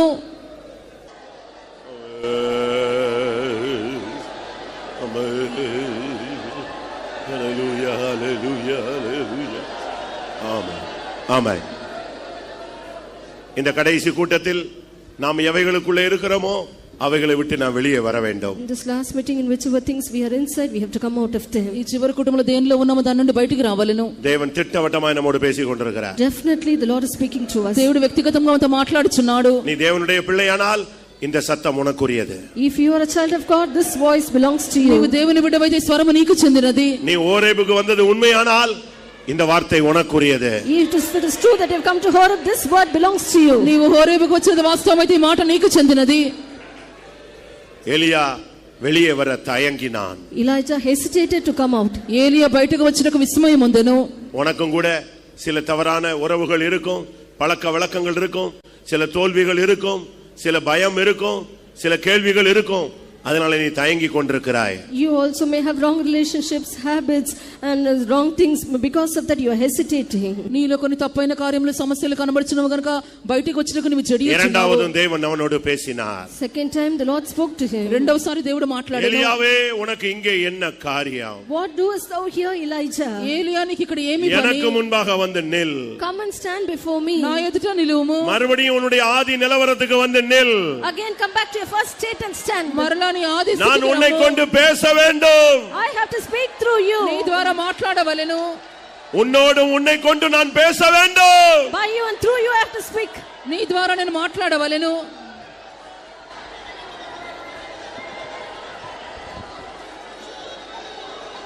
ஆமா. உங்களை எத்தனை பேர் தெய்வம் நேரடியாக பெயரை மட்டும்தான் சொல்லல, என்னையும் தான் வெளியே வர சொல்றாரு அப்படின்னு சொல்லி நான் நம்புகிறேன்னு சொல்றவங்க உங்களுடைய வலது கரத்தை உயர்த்துங்க. How many of you say that you believe that God has spoken directly to you, not only simply telling your name, he has spoken directly to you? Raise your hands. దేవుడు నన్ను పిలుచుచున్నాడు, పేరు మాత్రమే చెప్పలేదని ఎంతమంది గ్రహించుచున్నారు? చేతులు పైకెత్తండి. தேவன் சொல்லிவிட்டார், உன்னோடு தான் பேசிவிட்டார் என்று உனக்கு தெரியும், பின்னையே நீ தயங்குகிறாய்? You know that God has spoken to you, it is you to you he has spoken, but then why are you hesitating? దేవుడు నిన్ను మాట్లాడి ఉన్నారు, ఎందుకు నీవు చెడియొచ్చున్నావు? உன்னை அழைத்தவர் உண்மையுள்ளவர், he was called is faithful, அவர் உன்னை கரம் பிடித்து நடத்த வல்லவர், he is able to hold your hand and lead you. வா வெளியே.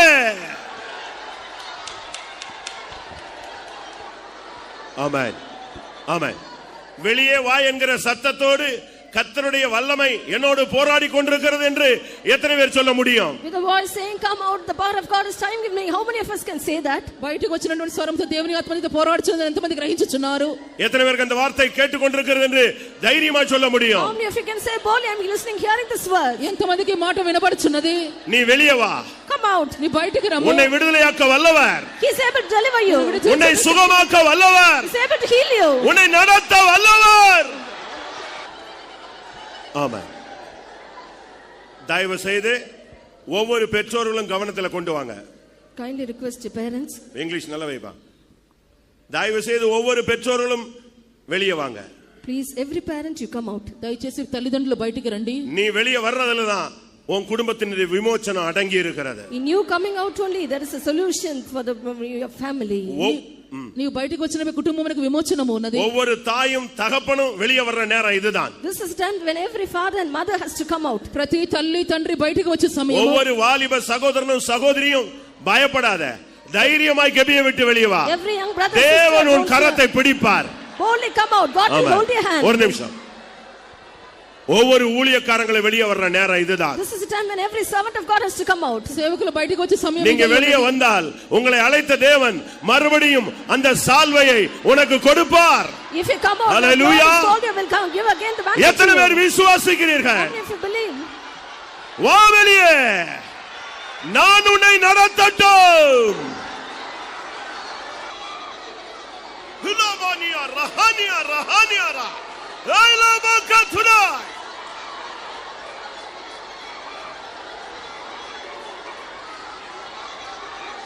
ஹுலானியா ரசத்தை ஹிக்கரமானா. ஆமென். இது கடைசி கூட்டம். it's the last meeting. ఇది చివరి కూటము. உங்களை யாருக்காவது அறிக்கை செய்யணும், நான் தேவனோடு நெருங்கி வரணும், இதோடு நான் வெளியே வந்துடணும்னு முடிவு எடுத்துட்டேன், இனி என் சாகிற வரைக்கும் நான் கெபிக்குள்ள போக மாட்டேன், அப்படி சொல்றவங்க எழும்பி அறிக்கையிடலாம். Those who say that you want to come close to God, I have made a decision that till I die I will not go inside the cave, I have come out. Those who make a decision like that, you can tell. నేను దేవునికి సమీపంగా రావాలని తీర్మానించుచున్నాను. Short time தான், டக்குன்னு எழும்பி ஆண்டவரே நான் கெபிக்குள்ள போனது தப்பு. Only a short time, Lord, it's wrong that I've gone entered into a cave. నేను గుహలోనికి వెళ్ళినది తప్పు. நான் போனதனால தான் என் பிள்ளைங்க கெபிக்குள்ள வந்துட்டாங்க. Because I went, only my children also came inside the cave. నేను వెళ్ళినందువల్ల పిల్లలు కూడా వచ్చి ఉన్నారు. என்ன மன்னியும். Forgive me. నన్ను క్షమించుము. நீங்க கூப்பிடுறீங்க, உம்மை நம்பி நான் வெளியே வர்றேன், என்ன கடைசி வரைக்கும் நடத்தும் ஆண்டவரே. You're calling me, believing you, I'm coming out, lead me till the end, Lord. నీవు నన్ను పిలిచి నా బయటికి వచ్చిన చివరి వరకు నడిపించుము. ஆண்டவரே ஆண்டவரே ஆண்டவரே ஆண்டவரே. ஹல்லேலூயா ஹல்லேலூயா ஹல்லேலூயா ஹல்லேலூயா. ரிபானியா ரஹபானியா ஹுலவாகரானியா. மன்னியும் ஆண்டவரே, மன்னியும் ஆண்டவரே, சபையை மன்னியும் ஆண்டவரே, என் ஜனத்தை மன்னியும் ஆண்டவரே. ஆமென். ஏதாவது உனக்குள் மறைந்திருந்தால், If anything is hidden inside you, ఏదైనా నీలో దాగి ఉన్నట్లయితే, அறிந்தோ அறியாமலோ புரிந்தோ புரியாமலோ எங்கேயாவது ஏதாவது தவறுகள் இருந்தாலும் கூட தேவன் மன்னிக்க முடியாய் ஒரு 2 நிமிஷம் எல்லாரும் ஜெபிக்கலாம். Knowingly or unknowingly, ஏனென்றால் நாம் வருஷத்தின் கடைசியில வந்திருக்கிறோம். without an understanding, if there is some fault that the Lord may forgive us, let us pray for 2 minutes because come to the last portion of the year. తెలిసి తెలియకుండా ఏదైనా ఉన్నట్లయితే దేవుడికి క్షమించమని 2 నిమిషములు ప్రార్థించదము. தலையை கீழ போடாதீங்க. இனிமேதான் நம்ம நெக்ஸ்ட் மெயின் ஸ்டெப்புக்கு போறோம். Don't bow down your head. We are going to the next step, main step. తలలో వంచవద్దు, మనం ముఖ్యమైన స్థానంలో కూర్చున్నాము. ఏதாவது குறைகள் இருந்தாங்களே கர்த்தாவே நான் மன்னிச்சிருன்னு சொல்லுங்க. If there are any shortcomings, say Lord forgive me. ఏదైనా తప్పులు ఉన్నట్లయితే క్షమించమని అడిగేదము. ஏதோ எனக்கு தெரிஞ்சோ தெரியாமலோ புத்தியினத்துல ஏதாவது இருந்தா தெய்வமே என்னை மன்னியோ. Knowingly unknowingly, Lord, if there is any fault, Lord forgive me. తెలిసి తెలియక ఏది ఉన్నని దయచేసి నన్ను క్షమించుము.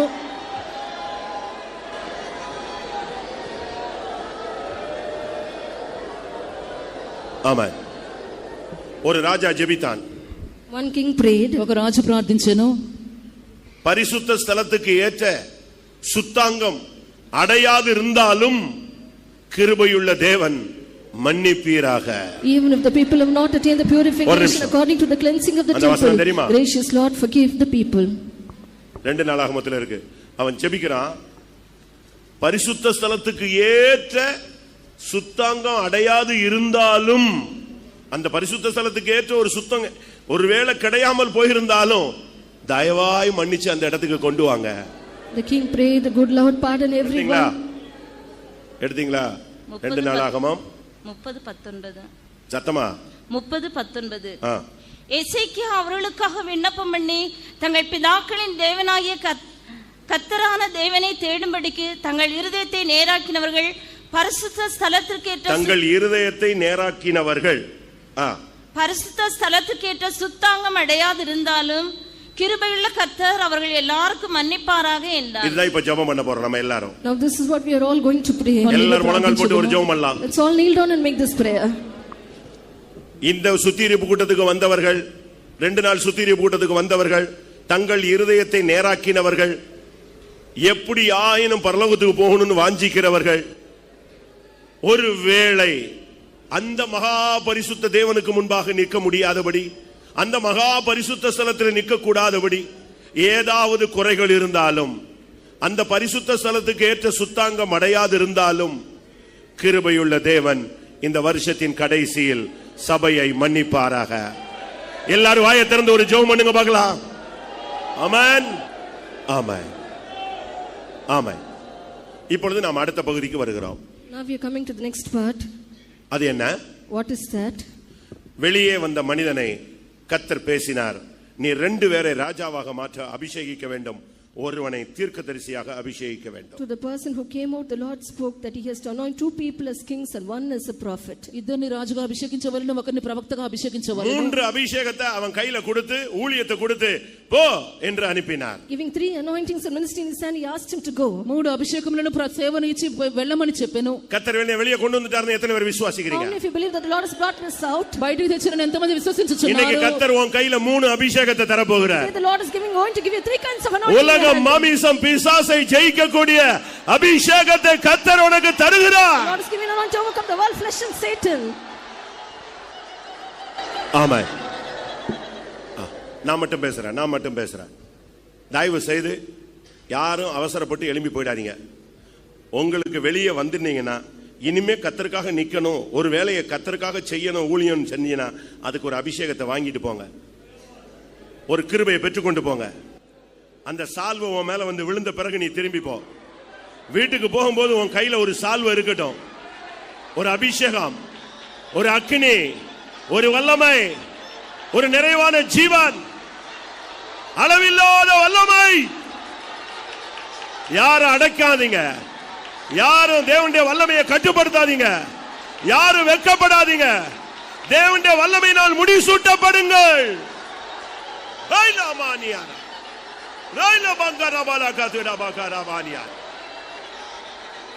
ஹல்லேலூயா, ஹல்லேலூயா. என்னை என் ஆனந்தம் சொல்லக்கூடாது, என்னை என் ஆனந்தம் சொல்லக்கூடாது. மன்னன் கேரசையன் பாவத்தை எல்லாம் மன்னித்து விட்டாரே, மன்னங்கேரசு என் பாவத்தை எல்லாம் மன்னித்து விட்டாரே. என்னை என் ஆனந்தம் என்னை என் ஆனந்தம் சொல்லக்கூடாது. என்னை என் ஆனந்தம் என்னை என் ஆனந்தம் சொல்லக்கூடாது. மன்னங்கேரசு என் பாவத்தை எல்லாம் மன்னித்து விட்டாரே. மன்னங்கேரசு என் பாவத்தை எல்லாம் மன்னித்து விட்டாரே. என்னை என் ஆனந்தம் என்னை என் ஆனந்தம் சொல்லக்கூடாது. என்னை என் ஆனந்தம் என்னை என் ஆனந்தம் சொல்லக்கூடாது. மன்னங்கேரசு என் பாவத்தை எல்லாம் மன்னித்து விட்டாரே. மன்னங்கேரசு பாவத்தை எல்லாம் மன்னித்து விட்டாரே. என்னை என் ஆனந்தம் என்னை என் ஆனந்தம் சொல்லக்கூடாது. என்னை என் ஆனந்தம் என்னை என் ஆனந்தம் சொல்லக்கூடாது. மன்னங்கேரசு என் பாவத்தை எல்லாம் மன்னித்து விட்டாரே. மன்னங்கேரசு என் பாவத்தை எல்லாம் மன்னித்து விட்டாரே.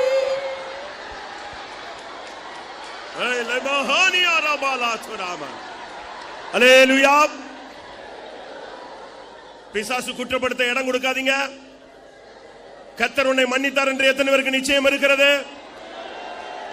பிசாசு சொல்லுவான் உன் பாவம் மன்னிக்கப்படலன்னு. பாவங்களை மன்னிக்க மனிதகுமாரனுக்கு அதிகாரம் உண்டு. அவருடைய இரத்தம் நம்முடைய எல்லா அநியாயத்தை நீக்கி நம்மை சுத்திகரித்தது. புறஜாதியாராகிய பலி பரிசுத்த ஆவியினால் பரிசுத்தமாக்கப்படுகிறது. இயேசு என் பாவத்தை மன்னித்தார். என்னை என் ஆனந்தம் என்னை என் ஆனந்தம் சொல்லக்கூடாது. என்னை என் ஆனந்தம் என்னை என் ஆனந்தம் சொல்லக்கூடாது. மன்னங்கேரசு என் பாவத்தை எல்லாம் மன்னித்து விட்டாரே. மன்னங்கேரசு என் பாவத்தை எல்லாம் மன்னித்து விட்டாரே. என்னை என் ஆனந்தம் என்னை என் ஆனந்தம் சொல்லக்கூடாது. என்னை என் ஆனந்தம் என்னை என் ஆனந்தம் சொல்லக்கூடாது. மன்னங்கேரசு என் பாவத்தை எல்லாம் மன்னித்து விட்டாரே. மன்னங்கேரசு என் பாவத்தை மன்னித்து விட்டாரே. என்னை என் ஆனந்தம் என்னை என் ஆனந்தம் சொல்லக்கூடாது. என்னை என் ஆனந்தம் என்னை என் ஆனந்தம் சொல்லக்கூடாது. மன்னங்கேரசு என் பாவத்தை எல்லாம் மன்னித்து விட்டாரே. மன்னங்கேரசு என் பாவத்தை மன்னித்து விட்டாரே. ஆமென். பாவம் மன்னிக்கப்பட்டுச்சுன்னு சொன்னா அதை போல பாக்கியம் வேற ஒண்ணுமே கிடையாது. ஒரு கண்ணு தெரியாதவனுக்கு கண்ணு தெரிஞ்சா இப்படி உட்கார்ந்து இருப்பானா? ஒரு நடக்க முடியாதவனுக்கு நடக்க முடிஞ்சா இப்படி உட்கார்ந்து இருப்பானா? அவன் நின்று எழுந்து நடந்து குதிப்பான். கர்த்தர் உன் பாவத்தை மன்னித்திருக்கிறார். ஆமென். சந்தோஷப்பட்டு களிகூரு. கர்த்தர் மறுபடியும் ஒரு அபிஷேகத்தை உனக்கு தந்திருக்கிறார். அபிஷேகத்தில் நிரம்ப அக்கினியாய் மாறு.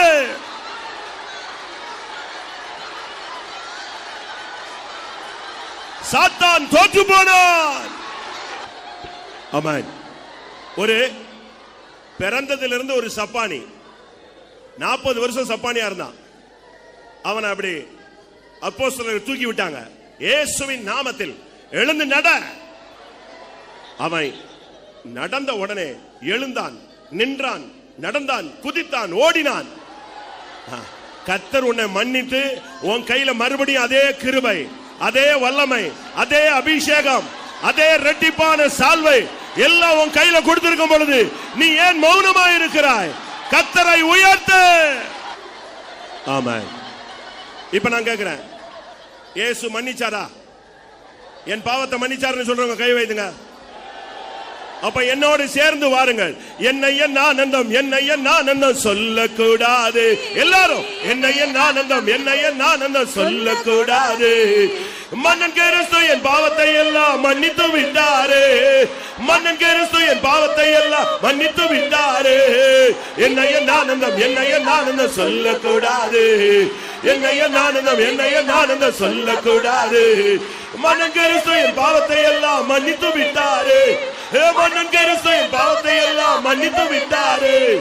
என்னை என் ஆனந்தம் என்னை என் ஆனந்தம் சொல்லக்கூடாது. என்னை என் ஆனந்தம் என்னை என் ஆனந்தம் சொல்லக்கூடாது. மன்னங்கேரசு என் பாவத்தை எல்லாம் மன்னித்து விட்டாரே. மன்னங்கேரசு என் பாவத்தை எல்லாம் மன்னித்து விட்டாரே. என்னை என் ஆனந்தம் என்னை என் ஆனந்தம் சொல்லக்கூடாது. ஹல்லேலூயா ஹல்லேலூயா ஹல்லேலூயா.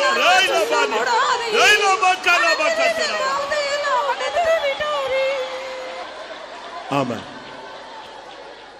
உங்களில் அநேகர் உங்க கண்ட்ரோல்லே இருக்கீங்க.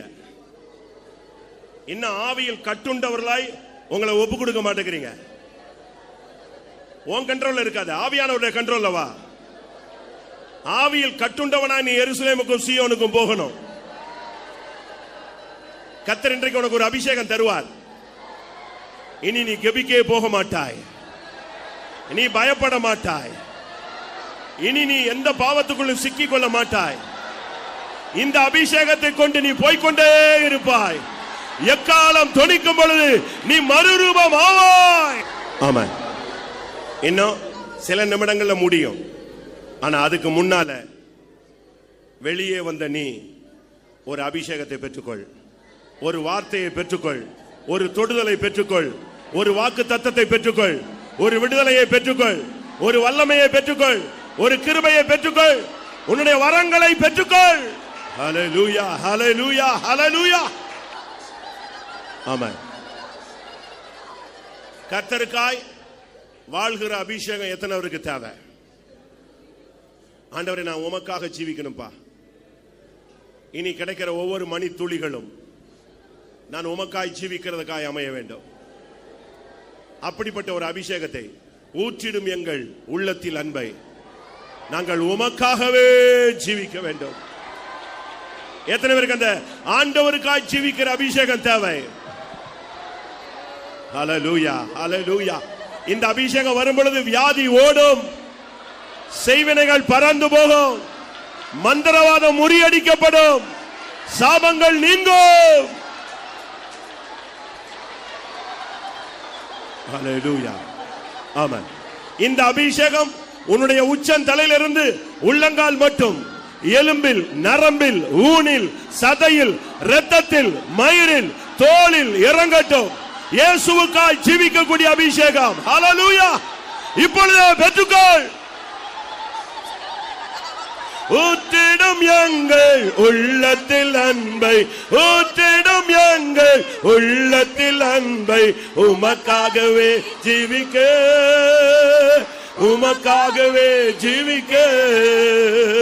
ஊற்றிடும் எங்கள் உள்ளத்தில் அன்பை, ஊற்றிடும் எங்கள் உள்ளத்தில் அன்பை உமக்காகவே ஜீவிக்க, நாங்கள் உமக்காகவே ஜீவிக்க.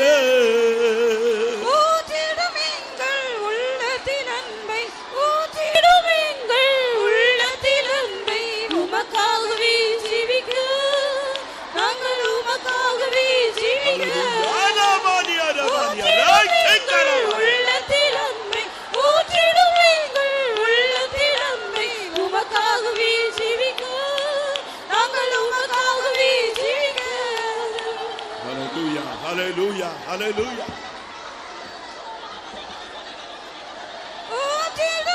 Hallelujah, hallelujah.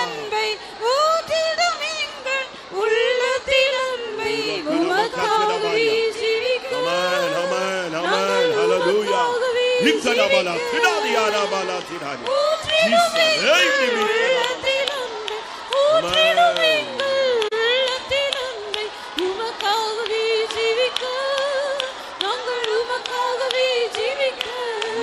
Hallelujah. Hallelujah.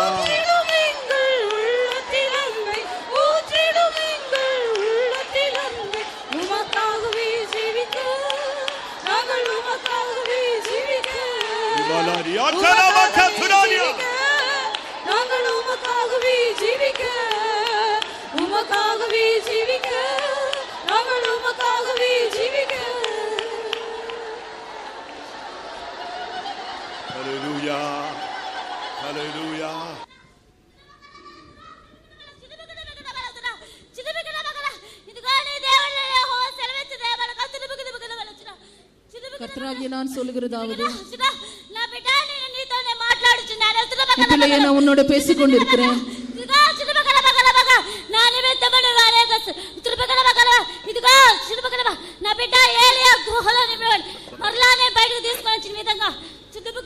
Hallelujah, hallelujah.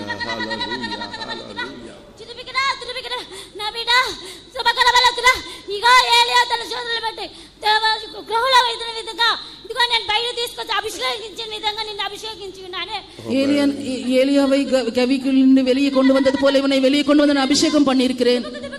ఈ అభిషేకం ఎన్నడను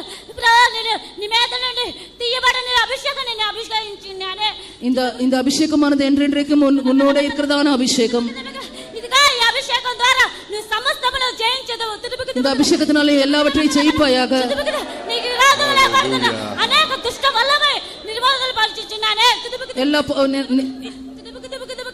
நிறைய பொல்லாத ஆவிகள் உனக்கு விரோதமாய் போராடி கொண்டிருக்கிறது.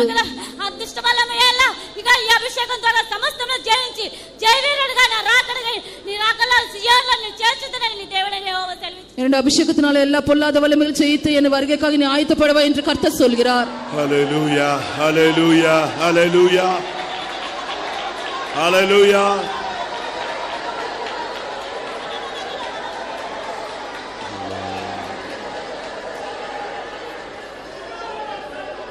ஆமாம்.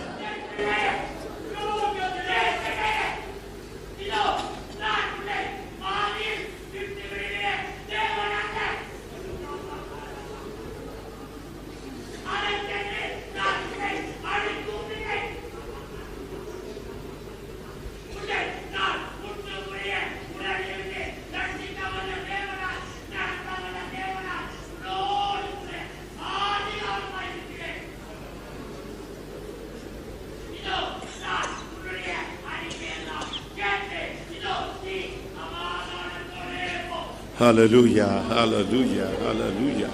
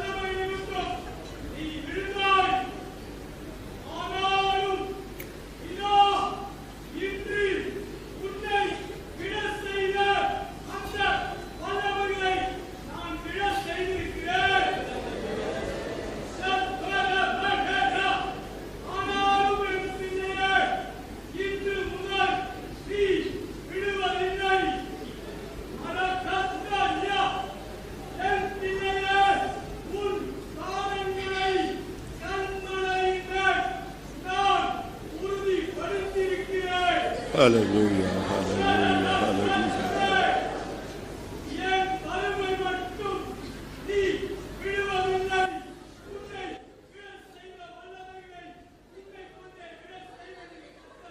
Hallelujah. எல்லாரும் கொஞ்ச நேரம் கர்த்தரை துதிப்போம். எல்லாரும் ஒருமித்து முழு சபையும் கர்த்தரை துதியுங்கள். முழு பலத்தோடு, முழு மனதோடு. Hallelujah, hallelujah, hallelujah.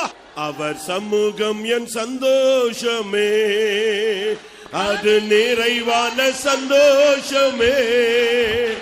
என் பாத்திரம் நிரம்பே,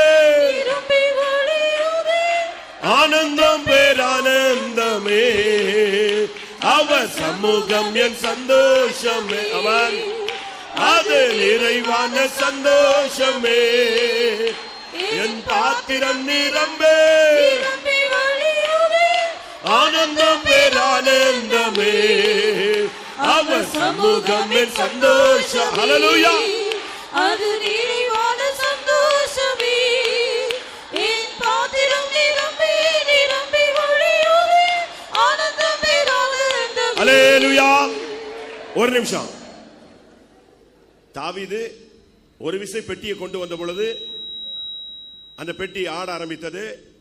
ஒருத்தன் தொட்டான், செத்துட்டான். அதோடு தாவீது அமைதியா போயிட்டான். ஆனா அடுத்த ட்ரிப் பெட்டி வரும் பொழுது தாவீது நடனம் ஆடினான். எனக்கு இப்படி ஒரு பாக்கியம் கிடைச்சிருச்சே. இந்த 2016 ஜெயத்தோடு முடிக்க, என்னை பரிசுத்தத்தோடு முடிக்க கர்த்தர் உதவி செய்தாரே. அவர் சமூகம் என் சந்தோஷமே, அது நிறைவான சந்தோஷமே. என் பாத்திரம் நிரம்பே, எல்லாரும் ஆனந்தம் பேரானந்தமே. அவர் சமூகம் என் சந்தோஷம். ஹல்லேலூயா. அது நிறைவான சந்தோஷமே. பாத்திரம் நிரம்பே ஆனந்தம் பேரானந்தமே அவர் சமூகம் சந்தோஷமே அது நிறைவான சந்தோஷமே என் பாத்திரம் நிரம்பே நிரம்பி வழியுதே ஆனந்தம் பேரானந்தமே அவர் சமூகம் சந்தோஷமே அது நிறைவான சந்தோஷமே என் பாத்திரம் நிரம்பே ஆனந்தம் பேரானந்தமே அவர் சமூகம் சந்தோஷமே அது நிறைவான சந்தோஷமே என் பாத்திரம் நிரம்பி நிரம்பி வழியுதே ஆனந்தம் பேரானந்தமே.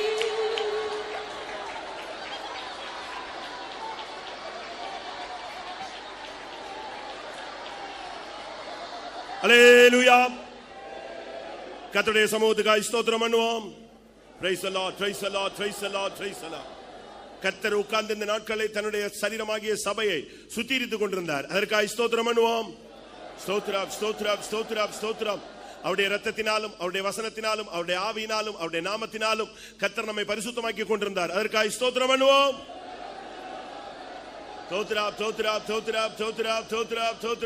பிரதான ஆசாரியராய் அவர் நம்முடைய மத்தியில வந்து நின்று இந்த சுத்திகரிப்பை பாவ நிவர்த்தியை உண்டு பண்ணினார். அதற்காக ஸ்தோத்திரம் பண்ணுவோம். பரிசுத்த ஸ்தலத்துக்கு ஏற்ற சுத்தாங்கம் அடையாதிருந்தாலும் தெய்வம் மன்னித்து நம்மையும் சபையும் அங்கீகரித்தார். அதற்காக ஸ்தோத்திரம் பண்ணுவோம். கெபியிலிருந்து வெளியே வந்து அபிஷேகத்தோடு புறப்பட கர்த்தர் நமக்கு அருள் செய்தார். அதற்காக ஸ்தோத்திரம் பண்ணுவோம். நாளை மாலை 7 மணிக்கு சாட்சி கூட்டம், 9:45 என்று நினைக்கிறேன் பழைய வருஷ ஆராதனை தொடங்கும். அப்படிதானே? 9:45. அதுக்கு நீங்க எல்லாரும் ஆயத்தத்தோடு வாங்க. அந்த 2 கூட்டங்கள் அப்படியே புது வருஷம் கர்த்தருடைய பந்தி எல்லாவற்றையும் கர்த்தர் பொறுப்பெடுக்க முடியாது. கரங்களை உயர்த்தி ஸ்தோத்திரம் பண்ணுவோம். Praise the Lord, praise the Lord. எல்லாவற்றிலும் கர்த்தர் நின்று நடத்தி தன்னுடைய நாமத்தை உயர்த்த போற அப்படினாலும் ஸ்தோத்திரம் பண்ணுவோம். ஸ்தோத்திரம் ஸ்தோத்திரம் ஸ்தோத்திரம். இன்றைக்கு ஞானஸ்நானம் அநேகர் எடுக்க கர்த்தர் உதவி செய்தாரே. அதற்காக ஸ்தோத்திரம் பண்ணுவோம். இந்த அபிஷேகத்தோடு புறப்பட்டு போய் கொளுத்த கன்றுகளை போல வளர்ந்து கர்த்தருக்காக நின்று எப்பொழுது எக்காலம் தொனித்தாலும் அவரோடு இணைந்து கொள்ள அருள் செய்யும்படியாய் ஸ்தோத்திரம் பண்ணுவோம். பிதா குமாரன் பரிசுத்த ஆவியானவருக்காய் ஸ்தோத்திரம் பண்ணுவோம். எல்லா மகிமையும் அவருக்கே செலுத்தி ஸ்தோத்திரம் பண்ணுவோம்.